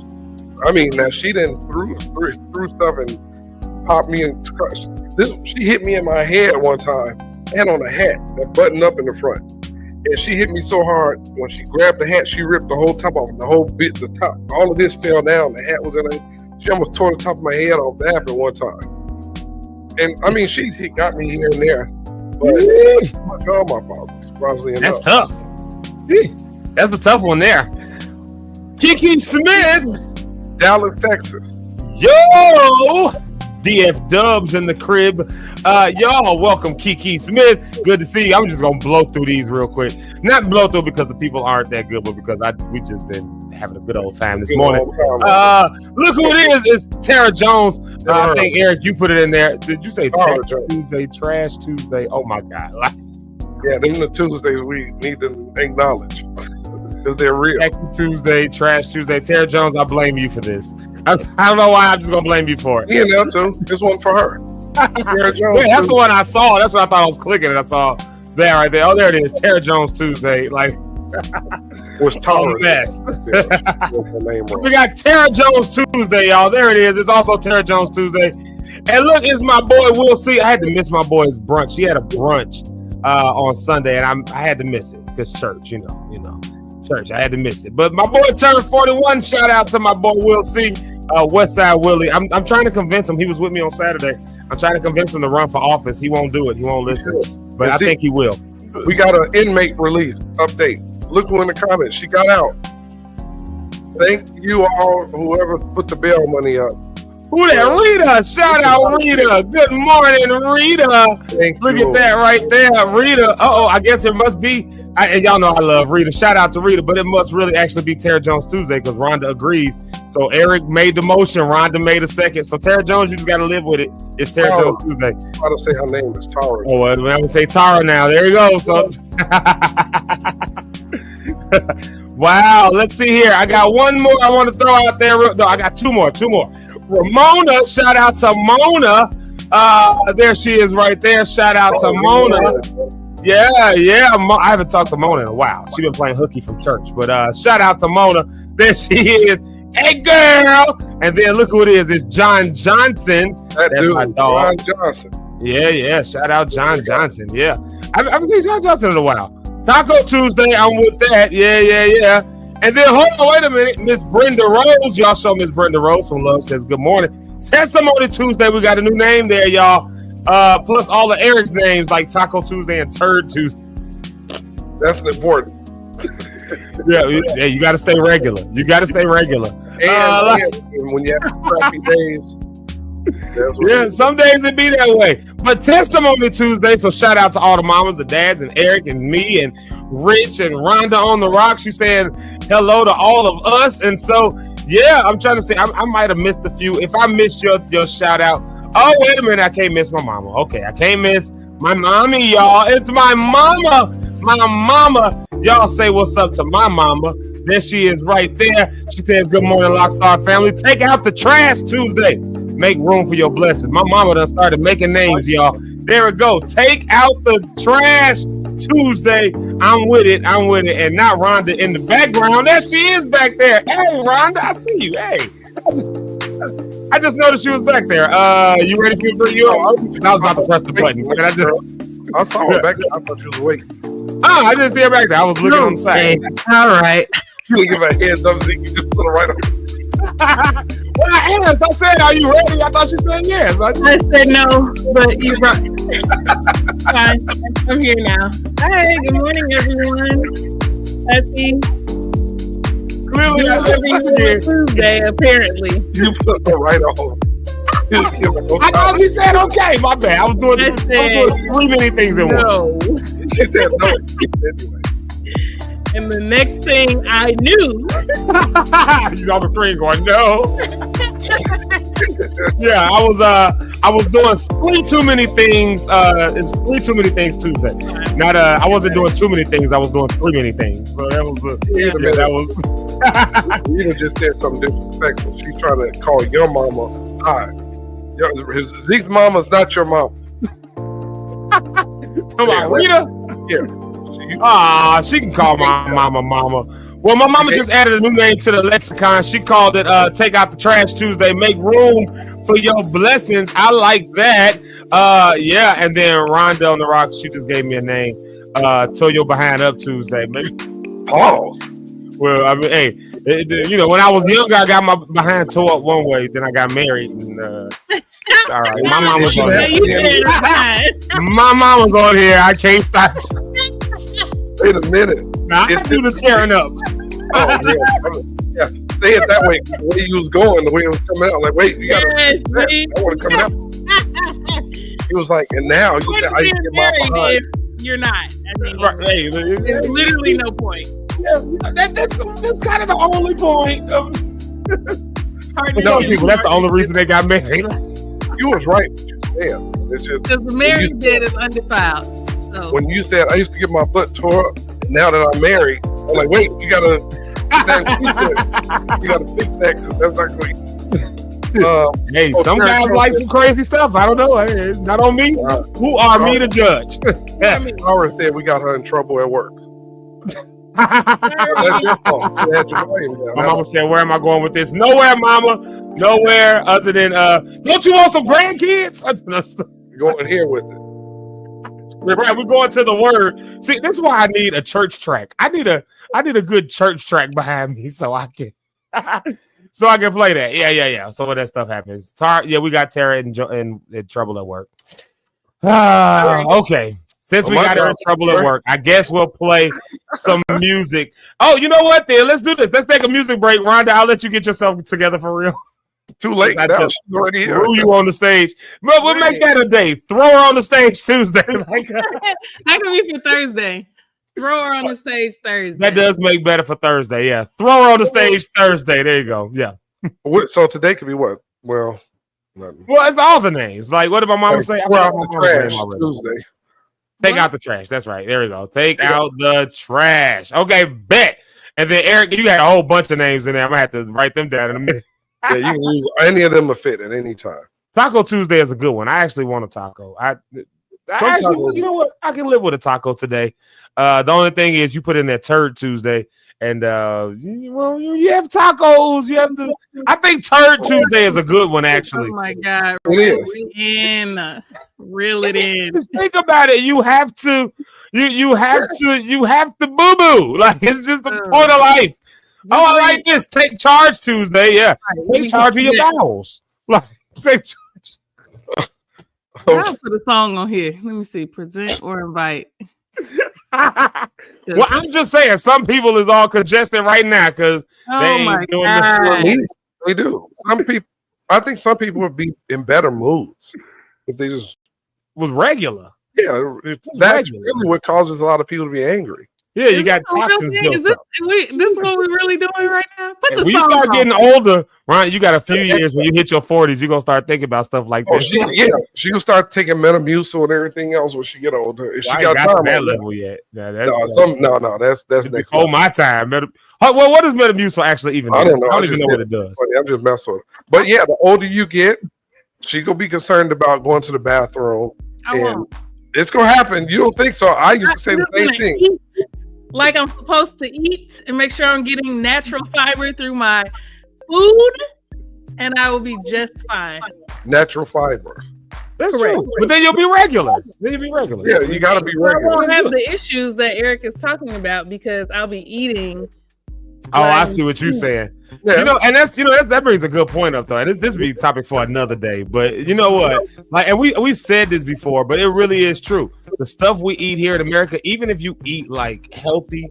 I'm not saying you eating bad, Rhonda, but I'm saying this is a legit thing. Like even when you eat healthy and try to be healthy and all that, you know how much sugar is just in everything. And like we were looking at like crackers and stuff like that because now my wife, she gotta adjust her diet, and so like we're really looking at like labels and stuff, and I'm like, why is there sugar? Like, why do my Ritz crackers have like, you know what I mean? Like, what is this made at? Like all the potassium is like, what is this made out of? Potatoes? Like, I mean, what in the world is? And all the things she can't eat. So even trying to eat healthy, still like it's just that's a whole nother thing. So yeah, maybe I get it. Have to be concerned about whether or not we regular because you got to be regular. Tara Jones, are you regular? So we gotta go to a music break at this point. We gotta go to music break. Oh my Lord! Oh. When that ask people, "Are you going regular?" Put in the comments. No. Right. Everybody put in the comments whether or not you're regular today. Go ahead. Did you go today? Just we done put Tara Jones out there. I think I'll play Tara and Jamaica because I think that's good for today. You know, I am who I am. Since it's Tara Jones Tuesday, how about that? Tara Jones Tuesday. Let's just live with it. Eric said Tara Jones Tuesday. Rhonda second it. So there you go. We'll be right back, y'all. Hey. Yes, I am a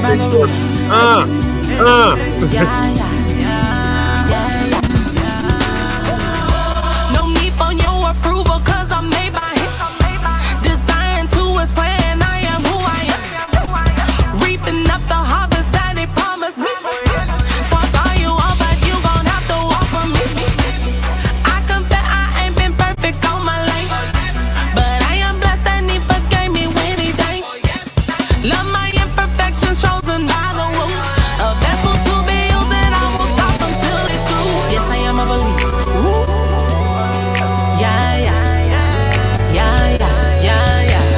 Dressed to impress for no reason.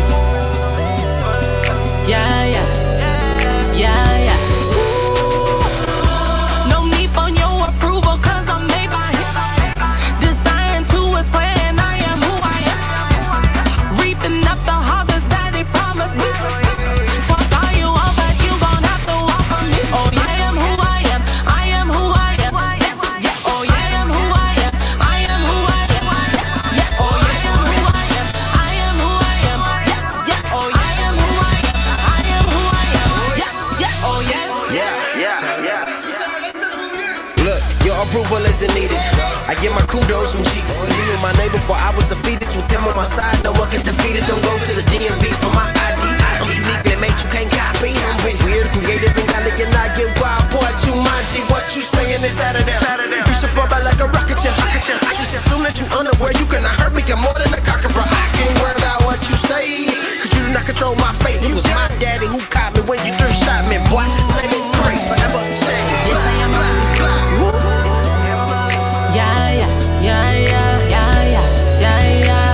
Dressed to impress for no reason. Oh,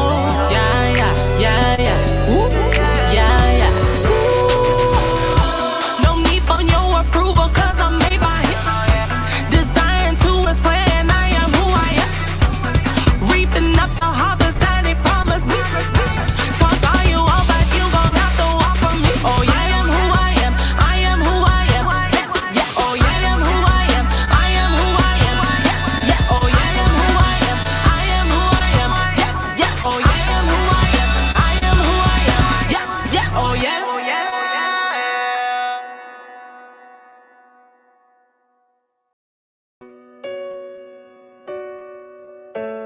Our girl, Miss Jamaica Lachey. They said it's Take Out the Trash Tuesday. Whatever you don't want, it's time to take the trash out. Let's celebrate with our girl, Jamaica Lachey, taking the trash out. I don't want it, yeah. Stand up, never lay down. Used to see us in the back, we in the front now. They tried, we did. Stepping up, no chill, I'm about to go in. Steady dancing in the class, I've been walking mounds, talking handshakes, smiles for the big win. Almost on the reach in, trying to put their bid in, hoping they can slide just a piece in. But this ain't for the weak, for the hearts wanna sleep. Put a guard on your piece, gotta stand in your sleep. Take a breath and be meek, gotta take it from me. No one can do you like you do it. Be fluent in you, that's a movement. Stay focused on you, it's not selfish, it's true. It is only to you that you prove it. If I can't feel no love, I don't want it, yeah. If you can't feel these voids, I don't want it, yeah. If it don't bring me joy, I don't want it, yeah. I don't want it, I don't want it, yeah. People used to talk how me could falling off, now they looking for my corner. Red Bull, I'm on the backtrack, I ain't cutting no slack, it's a new order. Set my team real strong now. Kingdom coming like the song now. Guaranteed on this walk, you won't believe, but his word is the creed, and my faith it goes free. No one can do you like you do it. Be fluent in you, that's a movement. Stay focused on you, it's not selfish, it's true. It is only to you that you prove it. It is only through him that you prove it. It is only through him that you prove. If I can't feel no love, I don't want it, yeah. If you can't feel these voids, I don't want it, yeah. If it don't bring me joy, I don't want it, yeah. I don't want it, I don't want it, yeah. Entangled entrapments, the pressures of being down. Transcendent traps and dead bodies have turned to clouds. Depression's a trophy for Gen Z, and socials will kill you with envy, fabricating the line through the enemy. My state, it is altered and change has occurred. Intention is heavy on serving this wide. My being has meaning, no love lost, I made it. I'm good, I believe me, that's you, I don't think. If I can't feel no love, I don't want it, yeah. If you can't feel these voids, I don't want it, yeah. If it don't bring me joy, I don't want it, yeah. I don't want it, I don't want it, yeah. If I can't feel no love, I don't want it, yeah. If you can't feel these voids, I don't want it, yeah. If it don't bring me joy, I don't want it, yeah. I don't want it, I don't want it, yeah.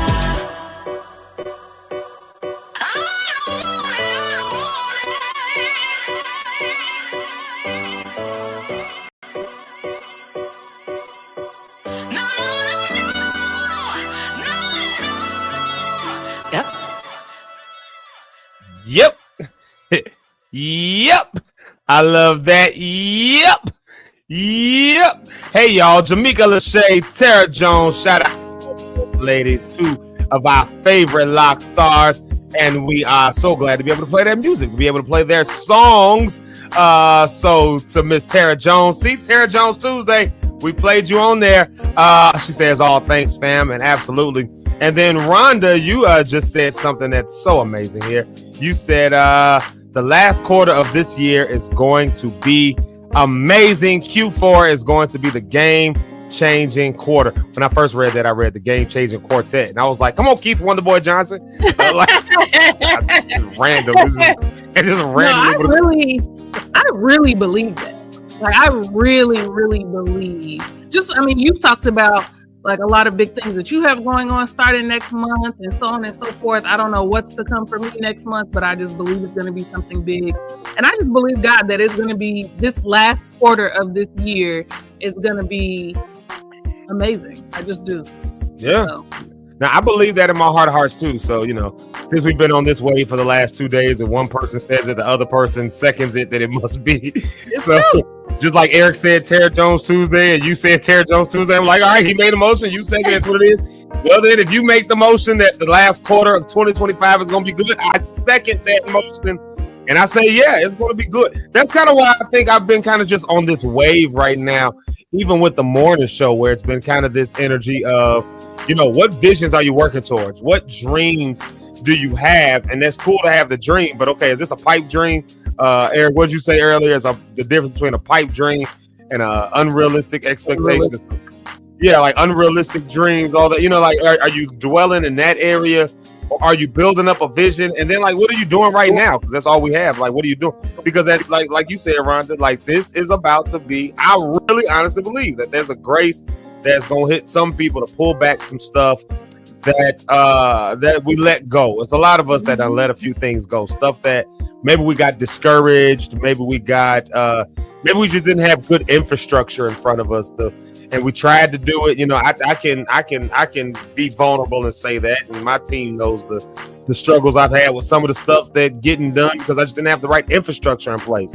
And between me and the couple managers we had, we were trying to do too much and just didn't have the infrastructure, and it collapsed a few things. Like, you know what I mean? And so I have to like pick it back up and pick up the pieces. But it's like, okay, that's cool. Thank God for the grace to do it. But okay, what is vision leading to now? Like, in order to, for lack of a better word, in order to rectify what was done wrong the first go round. And some of us maybe need to consider that. Like, you know, what memories are we sharing? You know, we can reminisce on good memories. We can reminisce on the good times, but some of us are remembering some bad stuff as well. Yeah. Some of those memories are bad memories, like traumas, for instance. Like, you know, I remember when I was about to do and somebody said something to me or did something, and it just shut down my whole thing. You know what I mean? Like some of us dwell in that place. So, you know, again, what are we remembering? What are we recalling in our dreams? And then what are you going to do with vision in order to either recognize it as, yes, this is attainable, or no, this is not attainable. Like I said, purple unicorns, or like Eric said, you 69 years old talking about some, you know, 69, you ain't never picked up a basketball, talking about I'm joining the league this time in 2 months, going to the draft. Like, that's just, it's not attainable. Like, you know what I mean? Like, so are you managing your expectations? Are you moving? Are you moving forward? Like, so in this season, I think it's going to be important to do that because this period is, this period, God is bringing some stuff back around for people. So areas where you might have felt scared before, you know, and I'm saying this as a brother to all of the Lock stars, a brother, a son, or whatever you want to call me, a nephew, all of that, everything that everybody's called me, a friend, the host, whatever you want to say. Like, I'm saying it from a standpoint of whatever things that you've been afraid of in the past, whatever things have shut it down. I'm looking at myself while I say it too, y'all. Yeah. Like whatever things scared you off in the past, forget about it. It was forget about it Friday last week. Like, forget about it. Like, it's, or even if you don't forget about it, like, see what you need to do to overcome it. You know what I mean? Like, confront it so you can overcome it. But whatever you do, just don't fall into the same thing that happened last go round, you know? Yeah. You know, I'll use this example one time, then I'll let y'all take it for a minute here. But when my wife went to the hospital this last time, she went to the hospital and, you know, like, she's been in this kind of position before where the numbers raise up and they have to come in with that fire truck or what do they call it? Crash cart. Yeah, they had to come in with that crash cart, had to do all that stuff. Like, you know, we've been there before, but that was the straw that broke the camel's back for me once upon a time. And so this time around, it can't happen again. So life be life and stuff just happens. It is what it is. You can't always stop it. You can mitigate it or you can adjust how you respond to it. And that's all I had. We mitigated as best we could. Couldn't stop it, none. But what I could do is adjust how I responded to the situation. So I didn't like the results I got last time. I shut a lot of things down. I shut down. I went into a whole season of life that I never thought I would enter. Like, I went through all that, but this time around, this go round, you know, I said, no, I want to do something different with it. So I conquered it in a very different way, by confronting it, you know, but not allowing it to pull me and drag me back down again.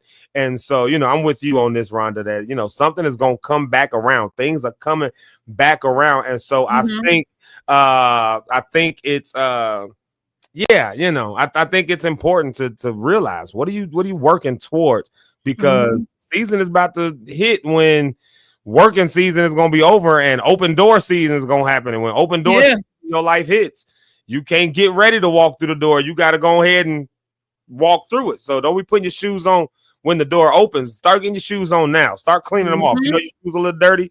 Go ahead and start shining them. You know you got a little gum on your shoe. Go ahead and start scraping it. You got time.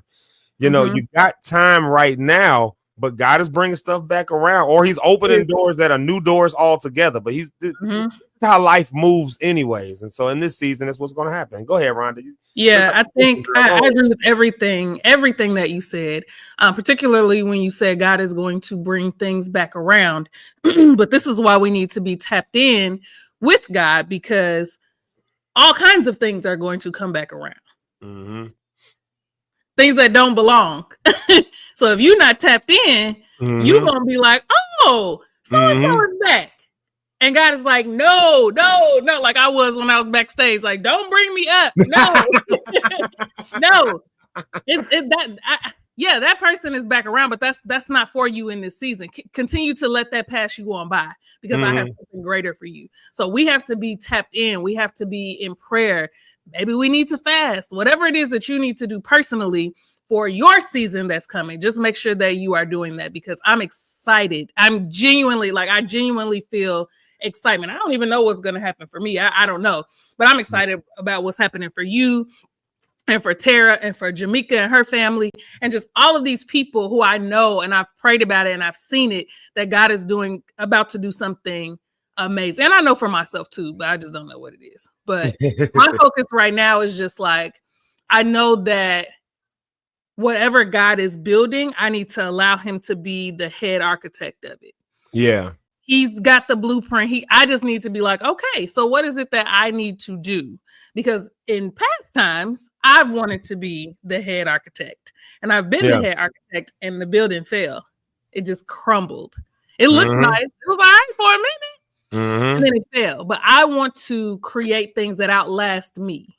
I want to have a foundation of things that outlast me. Like I started, and I get to enjoy it, but it lives on even when I'm no longer here 100 years from now. So, but if I'm not listening, if I'm not doing what it is that God is calling me to do, even if it seems weird or it's uncomfortable, then that vision that I see is not going to come to pass. And so this is my season of obedience. This is my season of like, all right, God, like I don't even have too much to say. Like, there's some things going on right now in terms of like work and stuff like that. And God is like, close your mouth. Like I've told you this multiple times, and every time you open your mouth, you just delay what I have for you. So I'm gonna tell you again, hush. There's some things that I want to address, some things that have been said that weren't true, and all of this. And God is like, are you gonna let me handle it this time? Because every time you handle it, he go that building crumbling again, and it don't have to be like that. So I'm determined. I'm determined in this season to be quiet and to just let God open these doors, because I got my boots on. Whoa, I got my boots on the ground. I got my boots on the ground. They are strapped up. They are ready to go. And I'm just waiting. Yeah. I'm just waiting. And I hear God knocking on the doors of my neighbors. You, Jamaica, Sarah, I hear God knocking on y'all doors. So I'm like, okay, he in the building. Yeah, it means he in the. I'm sitting right here. There's a preacher in Kankakee. He's finna knock. I'm just waiting in expectation. One of the pastors in Kankakee, very close friend. I call him Uncle Ed, but Pastor Copeland. He said, was it him or was it Uncle Ed? Which one was it? It was Pastor Copeland. He said, Pastor William Copeland. He said, don't get mad when God starts blessing the people around you. You need to start rejoicing with them, because if nothing else, you rejoice that God is in your neighborhood, which means he might be knocking on your door next. So you rejoice with those who are there. You keep welcoming God around. That's how I interpret. You keep welcoming God around, because if he's blessing the people around you, that means he's in your neighborhood. So, there ain't no sense in getting jealous. Ain't no sense in hating. Ain't no sense in, the only thing that makes sense to really do, the only thing that makes sense to do in that season is to look back and say, hold on, wait a minute. Is God pulling something back around? Is he opening a door I've never seen? What vision do I need to do? Like the Bible says, write the vision, make it plain, like so that when people, they have something they can look at and move towards. Are you getting your team together? Are you getting it's some stuff, like I said, things I got to get together, because stuff is coming back around and I'm not prepared for it, because it's coming back up, but the door's open. And the thing about doors, when they open, stuff just starts happening quick. Like, and so you got to be ready for it. You got to be ready quick. And I think about like when you have like a family, for instance, like when your mom comes from Nevada to visit, you prepare, you're excited because your mama is coming. Like your mom is coming to see you. So I'm sure y'all cleaning up, you trying to make sure that you got stuff in your refrigerator or you have extra coffee or whatever. Like you're preparing for what you're excited about. And you know that she's coming. You may not know exactly when because the flight could get delayed. Things can happen, but you know for a fact without a shadow of a doubt that she's coming. And you may start preparing weeks in advance. Oh, let me get some new towels. Oh, we need a new comforter set or something like that. Let me start getting all of the things together that I need to have because, and even if you don't know when she's coming to visit, you know, eventually she's coming back. Yeah. So you may be in the store and be like, you know what? Let me just get some extra towels because last time my mom came, we ain't had no extra towels. So let me just get some. And she may not be coming until 2026, but you're still prepared. And I believe that is what God has given us these visions. He's allowed us to have a sneak peek into what he's about to do, but we got to be prepared. We got to be prepared. No, absolutely. and that's the difference between a dream. And that's the difference between memories, dreams, all of that, and vision. Vision is, you know, something that can be put in plan form. It's something that can I think my mama said it down here. I'm pretty sure I saw it. I'm pretty sure. Yeah, it was. Get a coach or a therapist that can help you navigate. I mean, you know, get you a coach, get you a therapist. If you can't afford that or you don't want that, at least get you some friends who about something. Like, don't get you know, you talking to all of your single friends about married life and like you know, stop trying to pull water from empty wells. You know what I mean? Like you talking to your friends who ain't never seen a husband, ain't never been with a wife, but they got all the advice in the world for how to live a married life. You ain't never had, you know, they ain't never been overseas, but they telling you everything you need to do in order to travel abroad. Ain't even applied for a passport, but they telling you everything. Like, get you around some people who, like I said, you know, like I said earlier, who inspire vision, and not just inspire vision by making, because, you know, somebody who's not been married can encourage you in marriage. Somebody who's not been abroad can encourage you going abroad. But they're probably not the best people to be on your team to coach you in that season of your life, right? Because they've never experienced it. They've never actually lived it. They've never done it. So if you can't find a coach or a therapist, at least get yourself around some people who've been there, who have walked the trail, so that you can watch vision become realized. Otherwise, all you got is a dream. I think we talked about that a little bit yesterday when we were talking about, you know, like some people have opinions, and opinions are fine and good and maybe helpful. But there comes a time where opinion goes from opinion to actual experience. And so at least get yourself around some people who actually got some experience in where you see yourself going, and take your dream from just being a dream, just something that may not be attainable. Because, you know, there are some things that are attainable, because there's another layer of it. I think there are some things that are attainable, but when we don't have the right infrastructures and things put in place, then they cease to be attainable. So, you know, again, like if you want to be a doctor, you know, or, you know, you let's say I don't know, you're 52 years old, right? You want to be, Eric, you actually are 52, ain't you? Like, so, okay, let's say Eric there. I mean, you're a doctor. That's a long time of being in school. Yeah. All right. So it's like you got to manage that expectation. Like, you just got to know you're going to be 60 before you become a doctor. But if you got this expectation that, you know what, I'm going to be a doctor this time next year, it's like never going to happen. Yeah, that's just not going to happen. Like unless you are an extreme genius. Yeah. Even then, there's not enough time. You could be an extreme genius. There's still not enough requirements. Time. Yeah, Right. the requirements it takes. Yeah, there's only 24 hours in every day. I don't care how smart you are. There's only 24 hours in a day. So if it's going to take you 465 days instead of 365 days to become a doctor, it doesn't matter how smart you are. It's still going to take you 465 days. Right. Yeah. Hours. Yeah. And that's just the reality, because then you still got to do a 2-year residency. But, you know, vision at the end is like, say you're 52 and you're like, it's like, okay, my life is in a different position because there are people who have been in their 50s and 60s who got law degrees, doctors, like became medical doctors, but there's a plan that was put in place to do so. It was like, okay, the kid's out of school. I'm going back to school myself. I'm doing that. Then they put the plan in place and it becomes a thing. But then let's say they're 50 and they're like, well, I already did school years ago. I don't need to go back. I'm just going down to the hospital to apply. It's like please don't. I've been taking care of sick kids all their lives. I know how to handle them. They're going to say, ma'am, sir, please turn around. Like, no, they're gonna put you in that wheelchair and put you on that 9th floor. 72-hour hold. They're gonna be like, yeah. You know what I'm saying? You actually are in the right place. Right. I'm glad you had a dream. Right. Like, I'm glad you had a dream. But you put dream, I think, you put that to the real test when you start putting action behind it. Like, and then that's when you really put it to the test. You can use scripture like faith without works is dead, for instance. Like, what are you actually working towards? If you're not working towards it, and if you're not able to work towards it, then maybe you need to say, okay, this is just a pipe dream. Like, you know what I mean? And that's okay to have dreams too. Like, everybody can fantasize and have their fantasies, but just know the difference. That's all I'm saying. Let me ask you this. Do you think it applies to pastors? As far as what? And who have these, have these. You're gonna get us in trouble. I can tell already. Those pastors that have those dreams of having this mega church situation, and say they're in the storefront right now, and it's like their membership is only maybe 15 strong, right? Do you think they can still have that vision for that? Do you think it's a difference because it's a spiritual thing?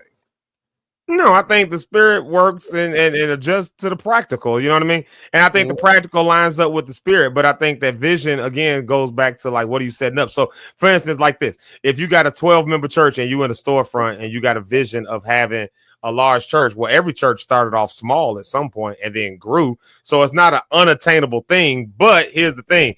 If you know that the ushers, for instance, you got 2 ushers and both of them as mean as vipers, like, your church probably not gonna grow.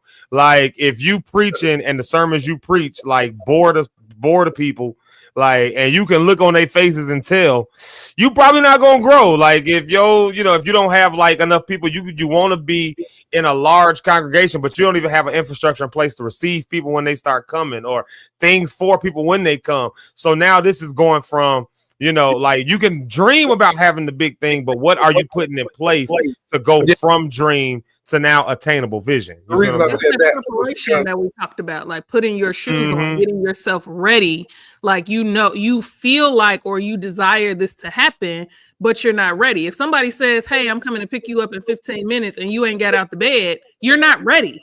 The reason I asked, they may leave you. That car may leave you. If you're not ready when Uber come outside, they're gonna tell you got 5 minutes. You got 5 minutes. That's it. And if you're not ready, they're going to leave you. So I feel like it's the same thing with dreams and like, you have to be prepared when that time comes, and it may come back around, right? Like Zeke said, a lot of the things that we desired back then are coming back around now. But there's no guarantee that these things, we're blessed to say that these things are coming back around. There's no guarantee that these things were going to come back around. But this time we know we got our shoes on, bag is on our back, we waiting by the door, we got our keys, we got our phone, we didn't have breakfast, we didn't have prayer, devotional, we didn't do everything. We just waiting on the ready car. to go. We ready for the car. Ready to go. We're ready to go. So the reason I said that was because I remember hearing TD Jake say the same thing, how when he blew up, he wasn't ready. And he said he would start, he's like, wait a minute. And he had to try to run and put something in place to handle where he was going. But thank God he had people around him that could do that. But like you said, and that's the importance of having people around you. Yeah. What if you don't have a good people around you? And things off that you didn't expect, like your boy, like Uncle always say, I didn't expect that record to do that, and next thing you know, RFC blew up, and it's like, wait a minute, he didn't have the, So do you think that case? How do you all say you deal with unexpected growth like that? Like Pastor Jakes, who's in his storefront, get booked to preach at what's that thing? They used to be big. With Carlson Pearson. And next thing you know, now you're international one day. Yeah, Azusa. And then the next day, your phone is right off the hook. And now you are like oh my God, I didn't expect this to come from that. Like those people that go viral out of nowhere and didn't expect it. Now their world is upside down. Yeah. What do you think for that? Is that the thing where you say, ooh, I got to quickly put something in place? Or do you know what I mean? Like, yeah, I think sometimes, because to me, it feel like sometimes you just don't know what you don't know until you know that you don't know it. You know what I mean? So you get sometimes into certain rooms.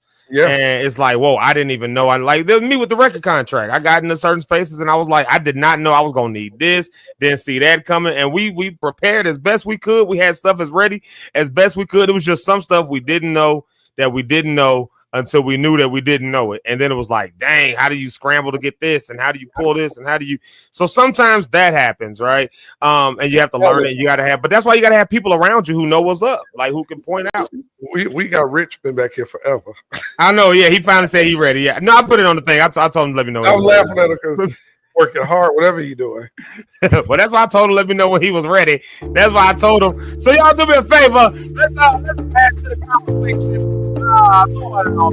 Our guy, Pastor Rich Holmes, be Rich 44. Rich Holmes in the house. What up, Doc? Yo, what's happening, team? What's happening, Zeke? Live in the morning. How we feeling? Feeling good, man. How you feeling? Man, all is well. It's another Tuesday. Thankful Tuesday, man. Thankful Tuesday. Yes, indeed. Oh, yeah. Y'all all right? Good to see yeah, we're doing all right. You know, we've been getting to a conversation that I think kind of lines up with what you all about, which is, you all about faith and assignments and all of that kind of stuff and vision and all of those things. So we've been kind of like dwelling in a conversation about, about memories and dreams and all those things and how they could be good, they could be fun, they could be healthy, they could be beneficial. But at what point does it cross over into vision, like something that's actually attainable, something that can actually have a plan put behind it? So is this just a dream that you had because you had corn chowder last night and your stomach don't agree with corn chowder? Or is this a dream that you had because you need to put some things, like God is giving you something? But my thing is, you'll tell the difference based on how you act on it, but then there's also this thing of, like my mom said, there's also this thin line between faith and insanity. Like, you 69 years old, ain't never picked up a basketball, talking about you going to the league next month in the draft. There's insanity that's there. I don't care how much you be like, the Lord is going to bless me. I don't know. Maybe God will, but I think that 99.999% of my faith even says that's not happening. It's not attainable. It's not achievable. Like, so, there's no plan you really can put in place to even make that happen. You want to be a doctor this time next year. You've not even been to college yet. Yeah, you need 3 years just for the residency. Like, I mean, you never graduated and want to be a doctor. Yeah, it's not going to happen. Like, So at what point does it cross over between now being able to put steps in place, seeing it as vision that we can work towards, and then what are we doing right now in the right now? Because at the end of the day, the only thing we have is right now. And so what are we doing in the right now? You know what I'm saying? That leads towards the vision, maybe reminiscing about the memories, seeing maybe some of those memories coming back around, maybe, like being hopeful and fantasizing with the dreams. But at some point, what are you doing right now that's going to lead towards where you're headed? And is it realistic or not? And that's kind of, an area that you tend to, dwell in a whole lot. What do you say to it? Me, Eric, and Rhonda been talking. Tell us what you think. Man, I'm sure y'all have been talking real good. My goodness. But welcome again, everybody. What's going on, Locke'd Stars? I would say, man, I've realized in this journey, bro, dreams, you can have dreams all day until you have some type of structure, some plan in place. It's just going to remain in your head. It's going to remain like just in the fictional world, or as church folks, spiritual world, whichever way you want to put it, and never get transferred over to this natural world, to be in reality. That's why my biggest thing now is, I love people that have dreams, ambitions, all of these great things and goals that they want to do. But what we going to structure? How are we going to build this out? What's the plan that we can put in place? Because I believe, and just off experience that I've seen, when I have a plan in place for my dreams, I'm more likely to be successful than without a plan at all. And so for me, I got tired of failing. I got tired of falling short, or if you will, of a goal that I may have had. And I say, hey, listen, man, I got to figure out how to get plans and structures. I go to scripture. I hear talk about God has all these plans and stuff. Let me get one of them. Because I'm sure if one of them plans that you give me, it's got to work. You know what I mean? Instead of just throwing stuff at the wall, as we call it. So at the moment, I'll be like, oh, I got this dream. I got to figure out how to make it work. Well, God, if you gave me the dream, come on, let's make this work. If what they say in church, if it's His will, He gets the bill. Huh? Yeah, come on, somebody, huh? So His will, His bill. I'm definitely a person that tries to find structure with the dreams. That's why I think it's important to surround yourself with like-minded people. You know what I mean? A great community to help you build whatever it is your dream to make it reality. So yeah, my bad with tongue twister. You know what I'm talking about. Surround yourself. You got to remember the community and you may never die. You got to surround yourself. On the tippy. What a title, the tippy towel. Tippy towel. Tarati. Oh, Rich, look at this real quick. First off, let's start it here on the Tara Jones, the TBJ train. She says we all need an Eric. Yeah, because Eric helped you get some stuff done. And then Rhonda made sure to know who is we. Who is we? And then Rich, you got some love though. There it is right there. You got hey with all the Y's and stuff like that. John. I do notice though there is a suspicious missing of exclamation points and emojis. Rhonda, that is reserved for Rhonda on the rocks. So they listen, I understand who Rhonda is. I don't fight it no more. I just acknowledge it. I just acknowledge that that's what happens. I just keep calling it out. I'm an observant person. That's all. I'm observant.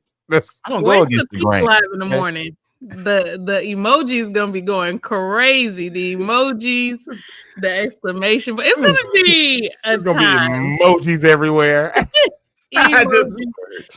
Everywhere.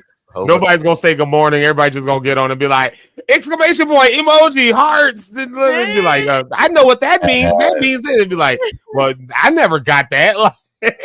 So I don't care. It's all good. I love it. See, vision. That's vision. Vision of knowing that sometimes you gotta let the ladies take it. Like, let the ladies take it. Ladies first. Nothing wrong. Yeah. Doc, I love what you just said, though. I love what you just said about, like taking it. If the dream stays in your head, you got nothing but a dream, just a good dream. And, for spiritual people, they take that. We really do, though. We take that and we just wait on God. I'm going to pose this question to y'all. Tell me what you think. Because that phrase, that turn of phrase, waiting on the Lord. I'm waiting on God. I'm waiting on da. At what point does that become a crutch? And hear me when I say it, so my heart gets hurt.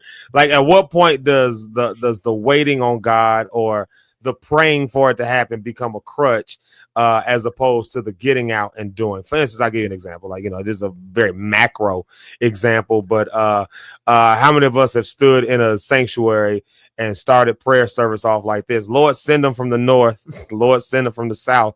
Oh, send them on in, Lord, from the east. Send them on in from the west. I see growth. Church growth is going to happen. They're going to come from the north. They're going to come from the south. They're going to come from the... So we say that. So then we start praying, Lord, send them from...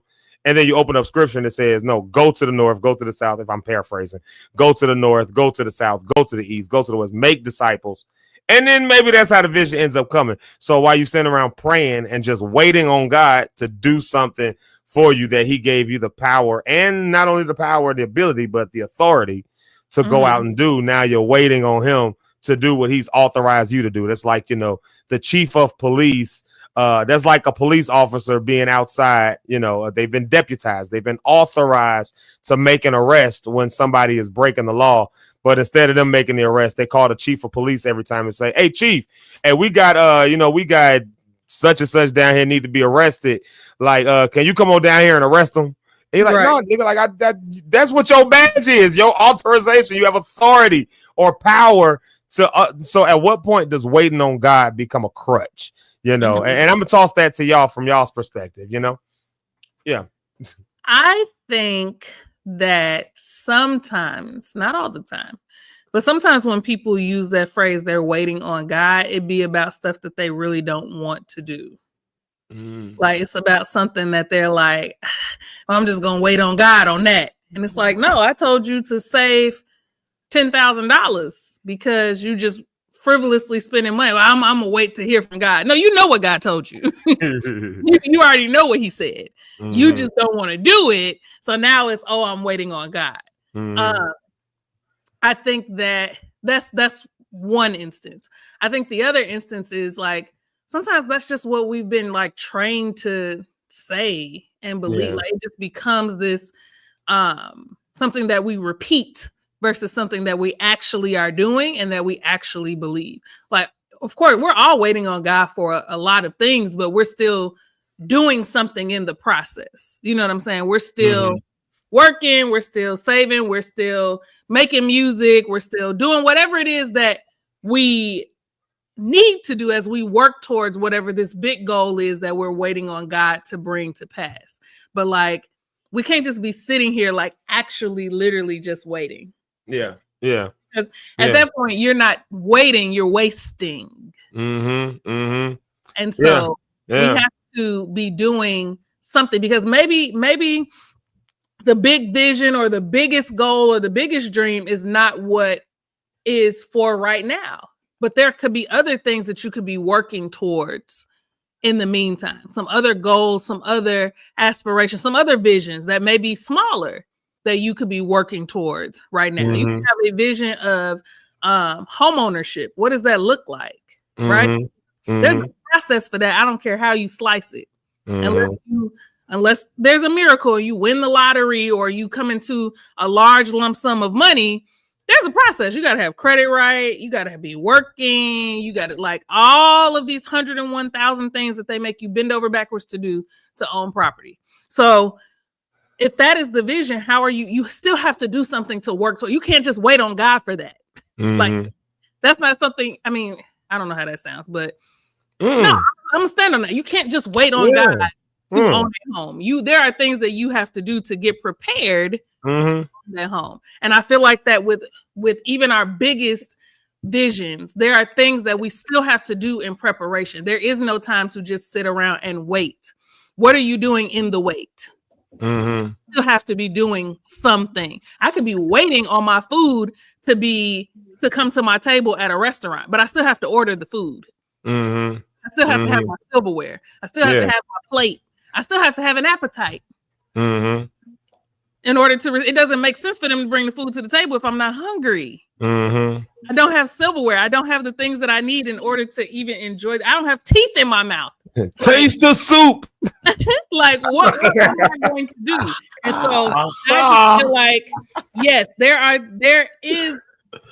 are things that we have to wait on God for. And I do know that a lot of people use it as a crutch for one of two things. They either don't want to do whatever they know they need to do, or two, they're just not preparing or don't know how to prepare, right? Yeah. They don't know That's how the thing to prepare. too. But you know, that's why we have community. That's why we have, that's why we should fellowship with people, because you don't know who knows, right?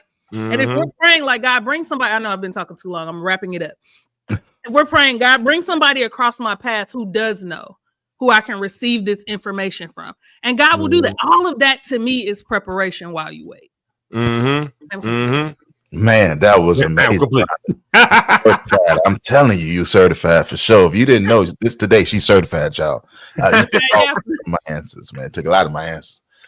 One of the biggest ones I'm big on. So as a personal person, I was the one that was in faith waiting on the Lord. So I thought, I got done with college and I just knew I'm going to sow my seed time and harvest. I'm going to confess every morning that I got a job, that I make over this at the time, $30,000, $40,000 a year. Oh God, I receive. I'm at church. I'm doing it all. And it took me over 18, 19 months. I never put no applications in.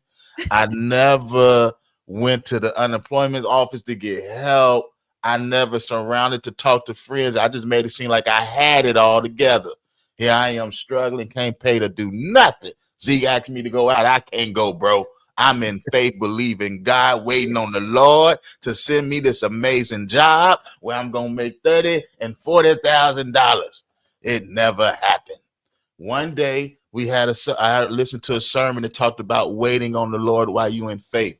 And he compared it the same way you kind of just did, Rhonda, as being a server. If I'm waiting on the Lord, I'm serving the Lord with something. I'm away, and while I'm serving him with worship, I'm serving him with my life, I'm serving him with my time, I'm serving him with my praise. And that's what I'm doing while I'm waiting. Practically, I'm gonna go fill out some applications. Come on now, that makes a lot of sense there. You don't need all the faith to do that. And here I am was just like, well, God gonna provide this spectacular miracle. I'm gonna make all this money and not fill out an application. What just happened? Oh, what happened? Did I I fall don't off? know why that happened. Why did that just change? I got too excited. Nah, you good. No. I don't know what happened. It just changed. I did all that, and that was it. You know. Yeah. I mean, I'm just sitting there like, why am I on the screen? Like, how did that just happen? It took me like a hot second to realize it too. I'm just sitting there like, hey, what is that? Fidgeting, just fidgeting. Lord Jesus. No, that was really good. Things be happening, but yeah, that's the reality. I think there's a practicality that comes with waiting. You know, I think that we've I don't know if it was Rhonda or Rich. One of y'all just said this. It was one of y'all just said it, that we've taught it in church for so long. That, you know, the waiting on the Lord, the vernacular that we've used has been I'm waiting on the Lord, I'm waiting on the Lord to do it. And so now, you know, if I had to take that question maybe one step further, I'd ask it this way: what are we waiting on the Lord actually for? Like, and I don't mean like what is the actual thing you like, as for instance, like, you know, I'm waiting on the Lord to make me a great preacher. Like, you know, like, you know, for some people, I want the Lord to make me a great preacher. Do you have to wait on the Lord to make you a great preacher, for instance? You know, because there's a lot of people who are great inspirational. What's a great preacher other than somebody who just know how to talk real good and know their stuff? Like, you know, what you need the Lord for is making sure he guiding you in the that you ain't up there just talking mess, you know, and sending people down the wrong path. Because a lot of good speakers who sending people down the wrong way. They're great preachers, but what they preaching, right? So what are we actually waiting on the Lord for, though? Are we waiting on him for vision? Are we waiting on the Lord for steps? Are we waiting on the Lord for the actual thing itself? I'm waiting on the Lord for a breakthrough into the thing. Like, you know, maybe you've done all you can do. You've taken every practical step. I mean, you've literally done everything it takes to do it, and it just ain't happening. Some glass ceiling or something is happening, and so you need the Lord to just break it through for you. Maybe that's what you're waiting on.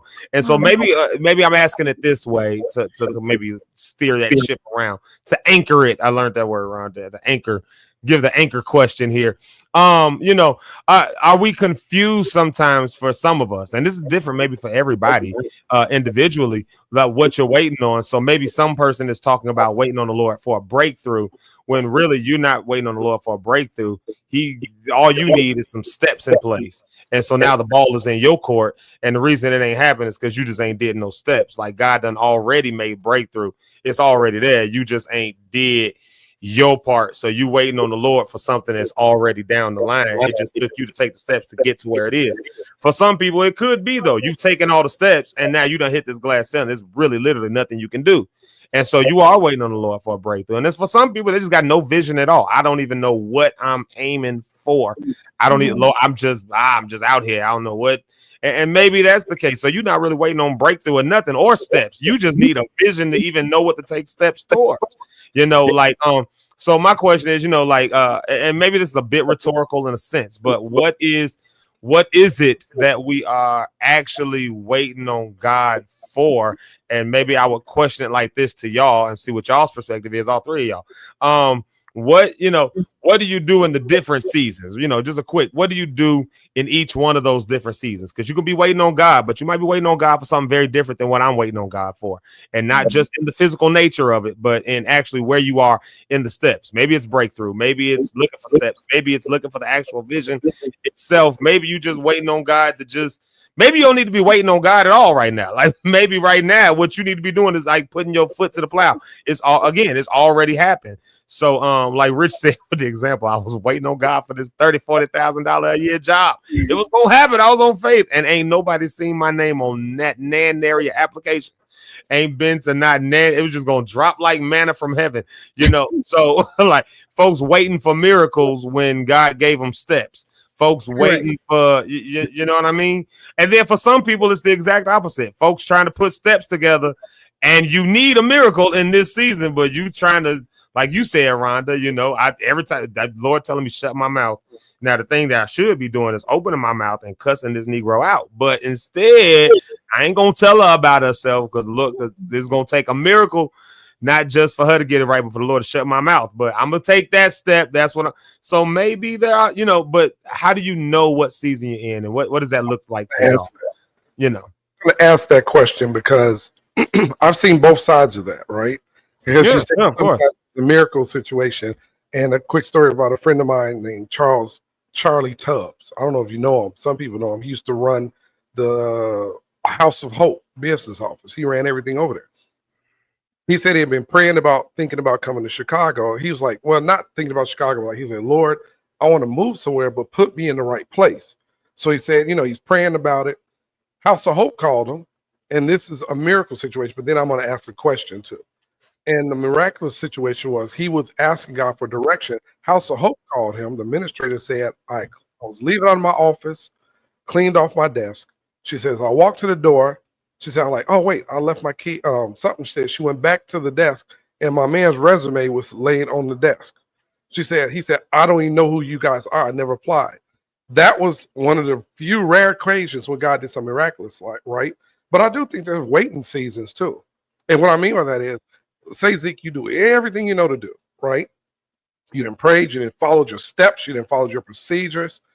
And it's almost like scripturally, like when Daniel did everything and asked God for an answer. And he was like, I didn't do everything. And then the angel said, God heard you the first day, but I had to fight to get the answer to you. So I do think we have moments of now faith without works is dead. You can't just like Rich did, sit on your butt and wait for the job, knock on the door. But I do think you have those moments of waiting on sometimes when you've done everything possible and you've done all the work, you did the research, your team, you've done everything that you can do, and there's still something holding it. Do you all think that's a waiting moment? Is that like a Daniel moment when he did everything that God told him and he said, I ain't get no answer? And the angel said, hey, I was battling to get to you for 21 days. I've been trying to give you the answer. God heard you, but I had to get to you to give you the answer. So do you think those are sometimes the holdup and not necessarily when you've done all the work? Or do you think even in that case you can do more? Or is that your period to be like, okay, I've done everything I can do. There's nothing left for me? I think that's when you have to go back in prayer and ask God, like, okay, I've done this, and this.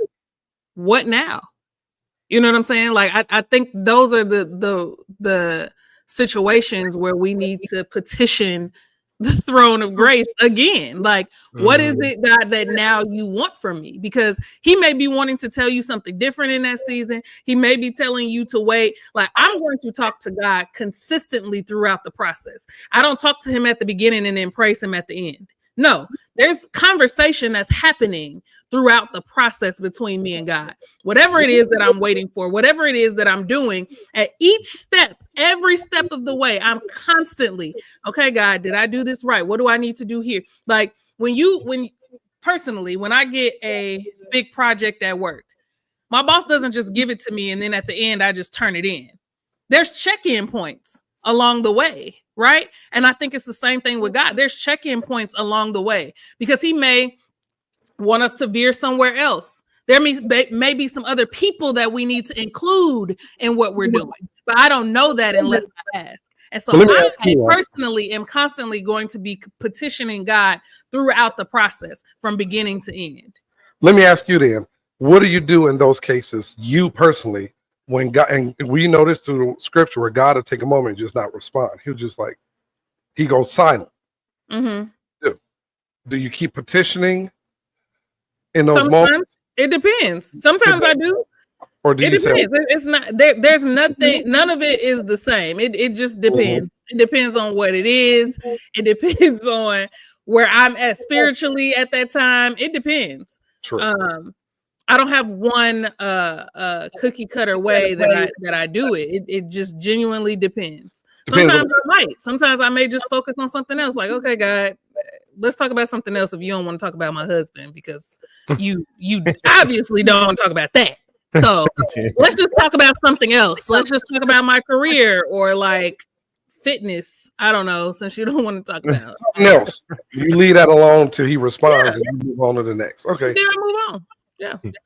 Or do you just keep going? I'm sorry, Rich, I'm gonna let you take it, but or do you keep going with what you already doing? Sometimes, again, like I said, I think there are though, like you brought it up, you've seen it on both sides, and that's the thing. Everybody's not gonna be on the same side. And I think one of the things that we've done as a disservice to people who walk in churches is we present everything as if the entirety of the world is going through what you're going through the way you're going through it, and so what you come up with is what everybody's supposed to do. And I don't mean y'all personally, y'all get what I'm saying though. Like so somebody says, oh, this breakthrough season. Well, for me, maybe this is not breakthrough season. Maybe this is the beginning of vision season. You know what I mean? Maybe that's what's going on for me. So ain't nothing to break through yet. I ain't even got the steps. I ain't even made it to a glass ceiling to break through. I don't even got the protective gear on so that when he does break it through, I don't get stabbed and sharded up and everything else like that. By the, you know what I mean? So maybe so I think really for me, where I come with it is, and this is where I'm throwing it to you guys, and I'm gonna give it back to you, Rich. It is like how do you recognize where you actually are? Like, because, like, how do you recognize where you actually are? For instance, Rhonda brought up the husband thing, right? Well, if like 12 dudes, I'm just using it as an example, Rhonda. I ain't saying just say yes to everybody. But if 32 dudes, 12 to 32 dudes, then asked you on a date and you said no to all of them. Month, baby.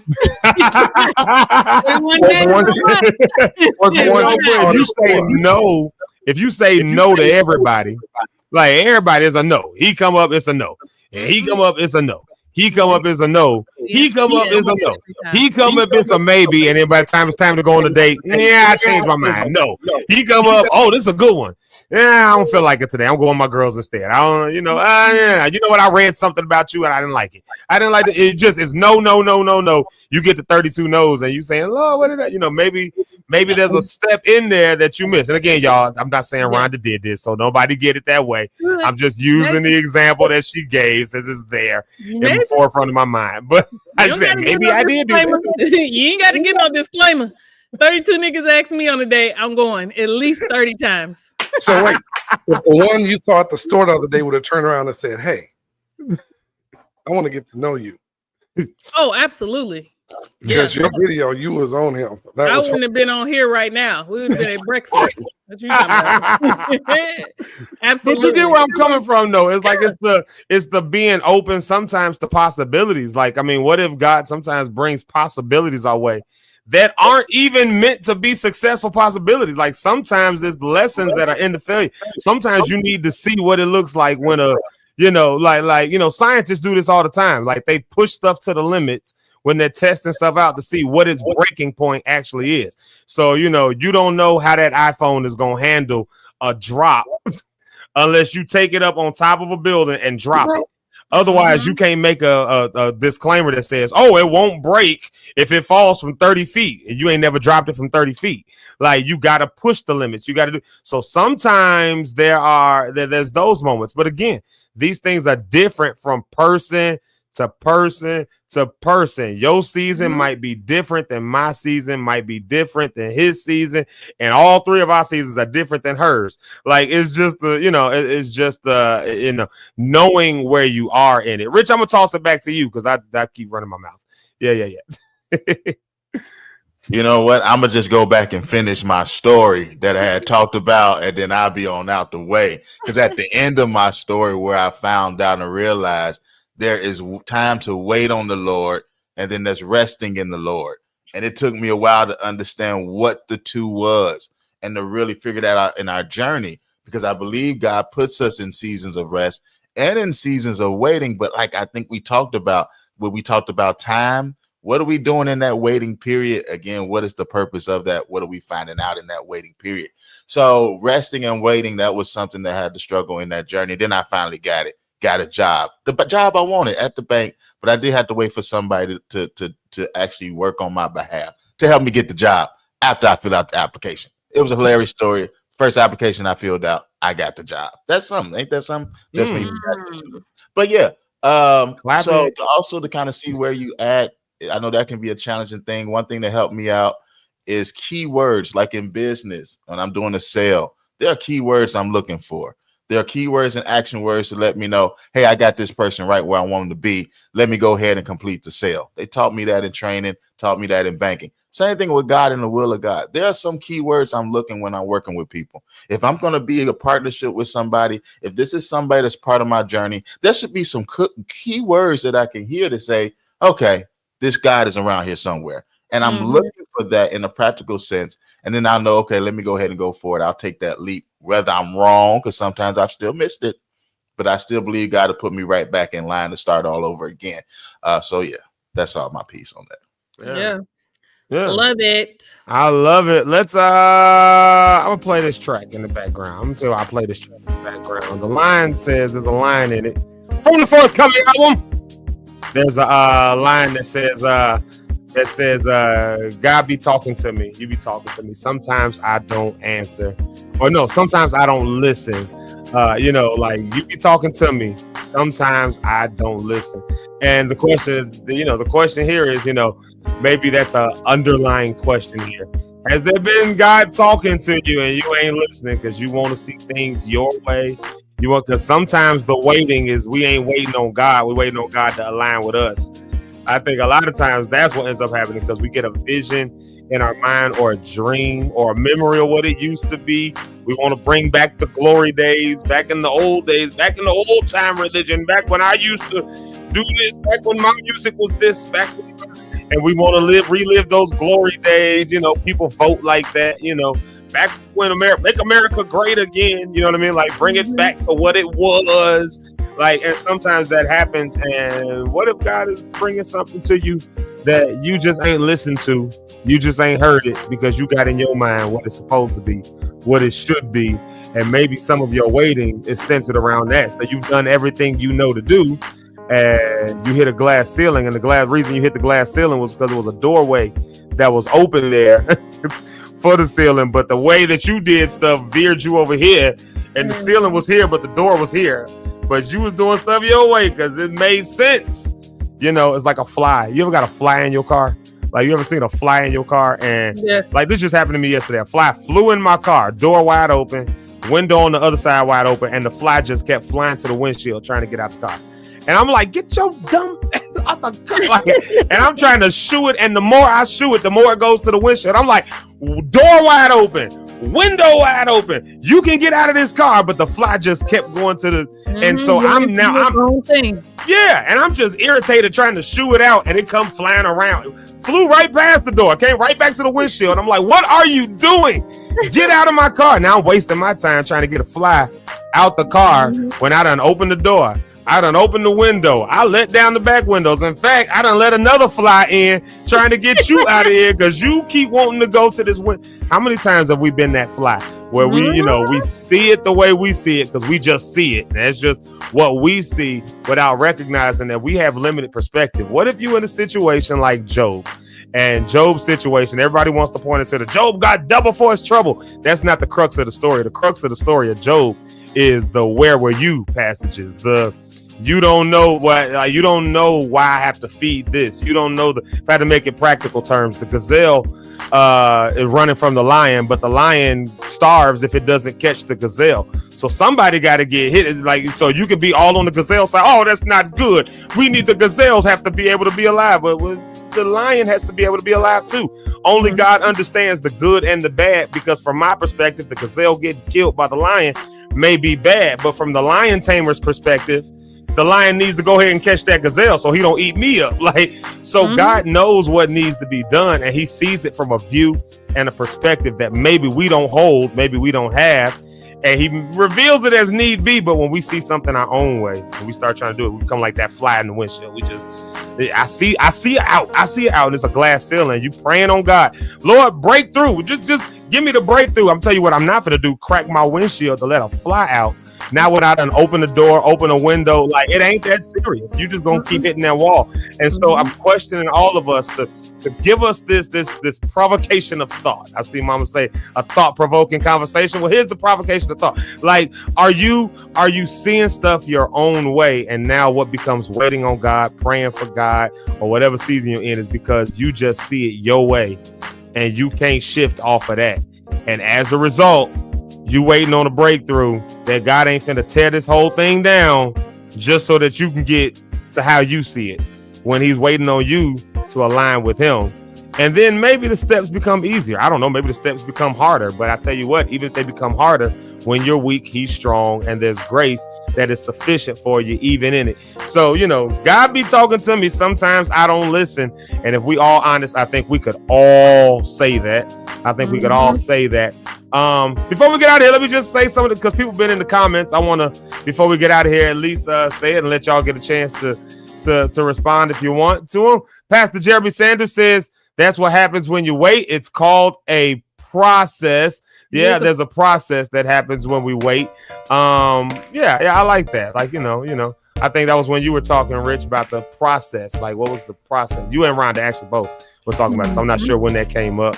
Shout out to Miss Ursula Ella. She says this is good. So hopefully you'll be able to take that and do something with it, since it's been good. Because that's the point. We want to be able to take it. Like Rhonda said, we're in a new season, y'all. The season of stuff coming back around. Woo! I'm gonna start being one of them people. I'm gonna start talking to people, just be like, and I believe that the Lord. Yay! Like, just doing the most. Tara Jones says, I've been in a waiting season in the lobby, but because of me not listening, see, there you go, there was a delay due to people around me. Yeah, some of us done put ourselves around people that we shouldn't have been around, all because, that's what we saw. Some of us done dated some folks. Some folks done married some folks, had kids with folks, got into business positions with folks, got the wrong lawyer. Now you doing, I know somebody locked up in jail, but they had a bad lawyer. Like, the right people around you matter. Merv Hammond says there's a certain bed of hearing from God that is no longer there now due to the Holy Spirit dwelling in us. God literally is within us, so the delay, lack of an answer may be something. I see it's 2 comments. Maybe something we haven't considered before. The Spirit carries the information we need. Are we doing more than just talking to him to shout at church, or are we discerning a scheme against me? Or discerning a scheme against me. So I get what you're saying. Yeah. Like, is it the devil that's fighting against me? I'm just shouting so I can just get my butt on, all that kind of stuff like that. Rita with the honesty, she said, "That's me." Yeah, I ain't said nothing today that I ain't struggled with. Like, so, I ain't said nothing today that I ain't struggled with, and that's real. Sarah Jones wants you to know, Ron, to go ahead and date them all. When it's I pop the balloon. When it's to pop the balloon, like everybody coming through. Every last one of them. Hallelujah. Unless you have Zeke phone, you'll break it no matter how many feet you drop it from. Yeah. Well, I broke my phone. My phone is so up, but it's more so I don't drop my phone that much because I just don't know where it is. That's really what happens with that. I never know where my phone is. So, Shay, we got to say what's up to Tiara, who just popped in on us as we own our way out. Yeah, she came late. She came 1 minute before the show ends, so we won't bring it up though. Like W, just be late. Okay, hey Tiara. That's my girl. What's up, girl? Hey, let's get ready to get on up out of here. Mama Pastor Cynthia Cohen and Mama Eric's Mama JP. They both said we had a great podcast today. It's been a terrific conversation today. Got to leave a little early. She had to go, but have a great day, everybody. And then Mama Pastor Cynthia Cohen wants us to know another great show, thought-provoking conversation. Continue seeking God, thanking Him, and moving forward in all that you know, preparing with alertness while waiting is the key. I done read that whole comment. Y'all didn't see none of it because I was just reading it from the side of the screen. Well, that's what I just read. There it is right there. I tell y'all what, man, if the mamas of the show said we had a good show, then I tell y'all what, let's go ahead and do our round table. Let me kick it off with I'm gonna have manners. I'll let you go first, Rhonda. I got manners. My mama taught me to beat me. So this right, because she tore your behind up Tuesday. Throw my butt up. Toe it up Tuesday. There you go. Today was such an amazing show. I truly and genuinely am excited about what God is doing in all of our lives. Everyone that is on this stage and on this platform today, as well as all of the Lock Stars that were in the comments. When you guys comment, it makes the show so much better. So don't be shy. If you are one of the people who are watching and you're like, I agree with what they're saying, I don't know if I really want to say anything, this is a safe space. My mom used to be that way, and now she comments. Look at her. She just all through the comments, all up and through here. She used to tell me, I just don't do that. I don't comment. And now look at her commenting. So if you are watching, please join in on the conversations. We don't profess to be the experts and know everything. Your perspective helps move the conversation along, and we can all learn from each other. So if I don't see y'all no more this week, y'all pray my strength. I have a busy work week, but I was happy that I was able to be here today. It's good things are happening. I hope y'all are ready. I hope you're not just sitting waiting, twiddling your thumbs like Rich, waiting on God to drop manna from heaven. While He is that same God and can do that, put some work in. What Janika tell us? Add some work to the promise. Add some work to the promise. That's it. Thanks. Hey, let's see here. Eric, you still there? Where you at? Where everybody go? I am here. Oh, okay. All right, Eric, your turn. Oh. Jesus Christ. He just had to make an entrance. I gotta make it. No, actually, I was trying to. Never mind.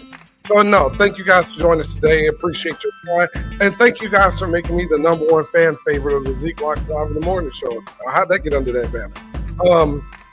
But no, I appreciate you guys. This was a great conversation. Remember, there are times of work, but there's also times of food, right? There's times of planning, and then there's times of prosperity. So just find out what season you're in. God will tell you if you ask Him. Surround yourself with good people with like mind, like vision, and your heart. The worst is that team and everybody don't have your heart. It will never work. So get people around you that support you and speak life into what you're doing. Thank you guys again for joining today, and have a great week. See you tomorrow.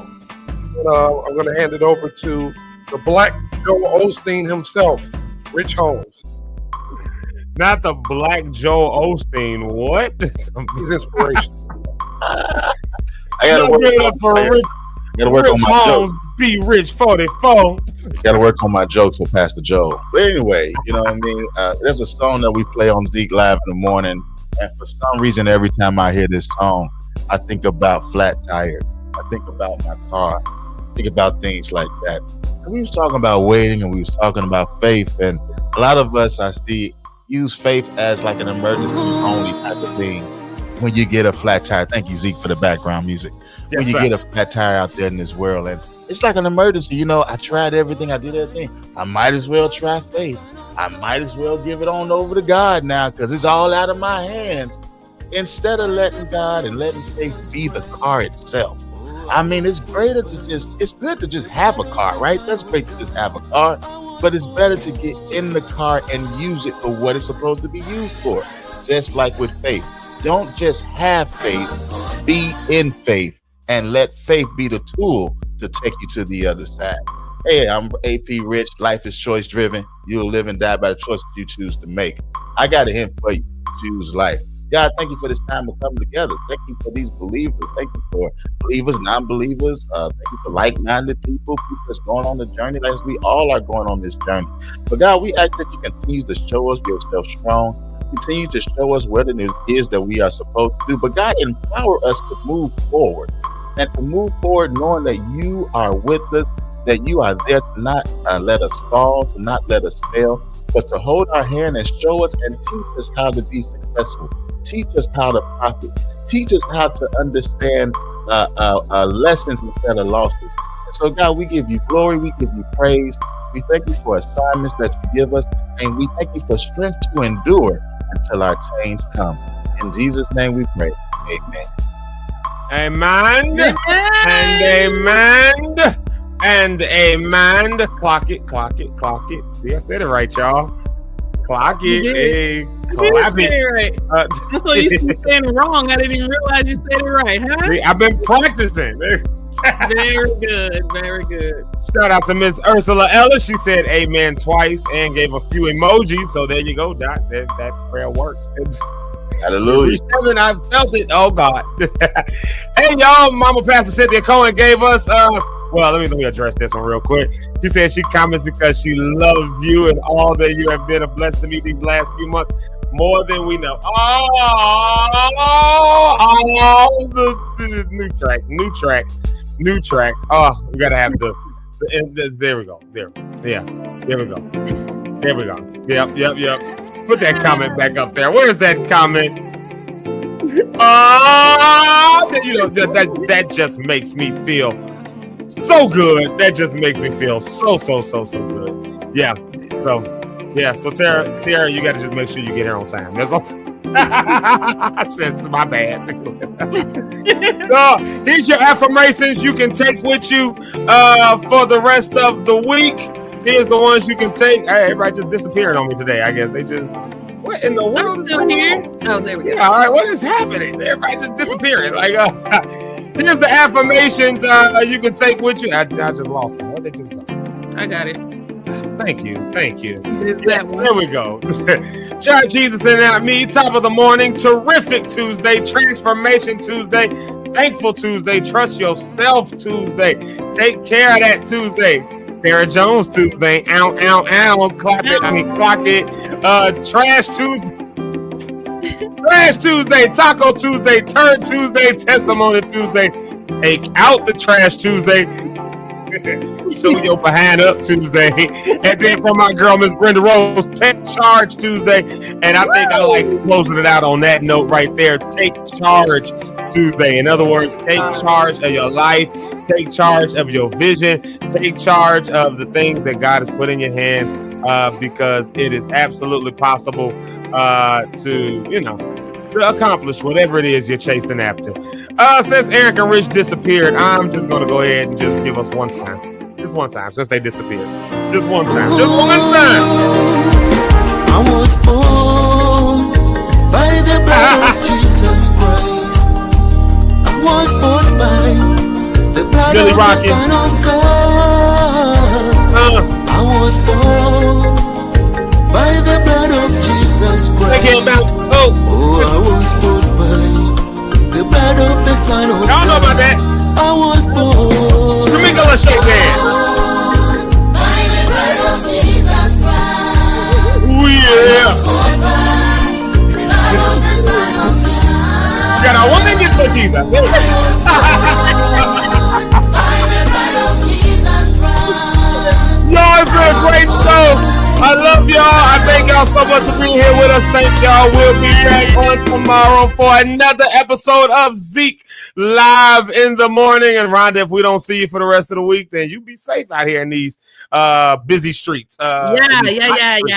Yeah. Be safe out here, everybody. We love y'all. We'll see you tomorrow. Y'all be blessed. And go ahead and take charge. Take charge today of the vision and the things God has put in your hand, because you'll be surprised how success can and will happen. I love y'all. If you don't remember nothing else from me, I'll say my tagline: you're better now, you're free, and everything is going to be all right. I love y'all. We'll see y'all. Peace out.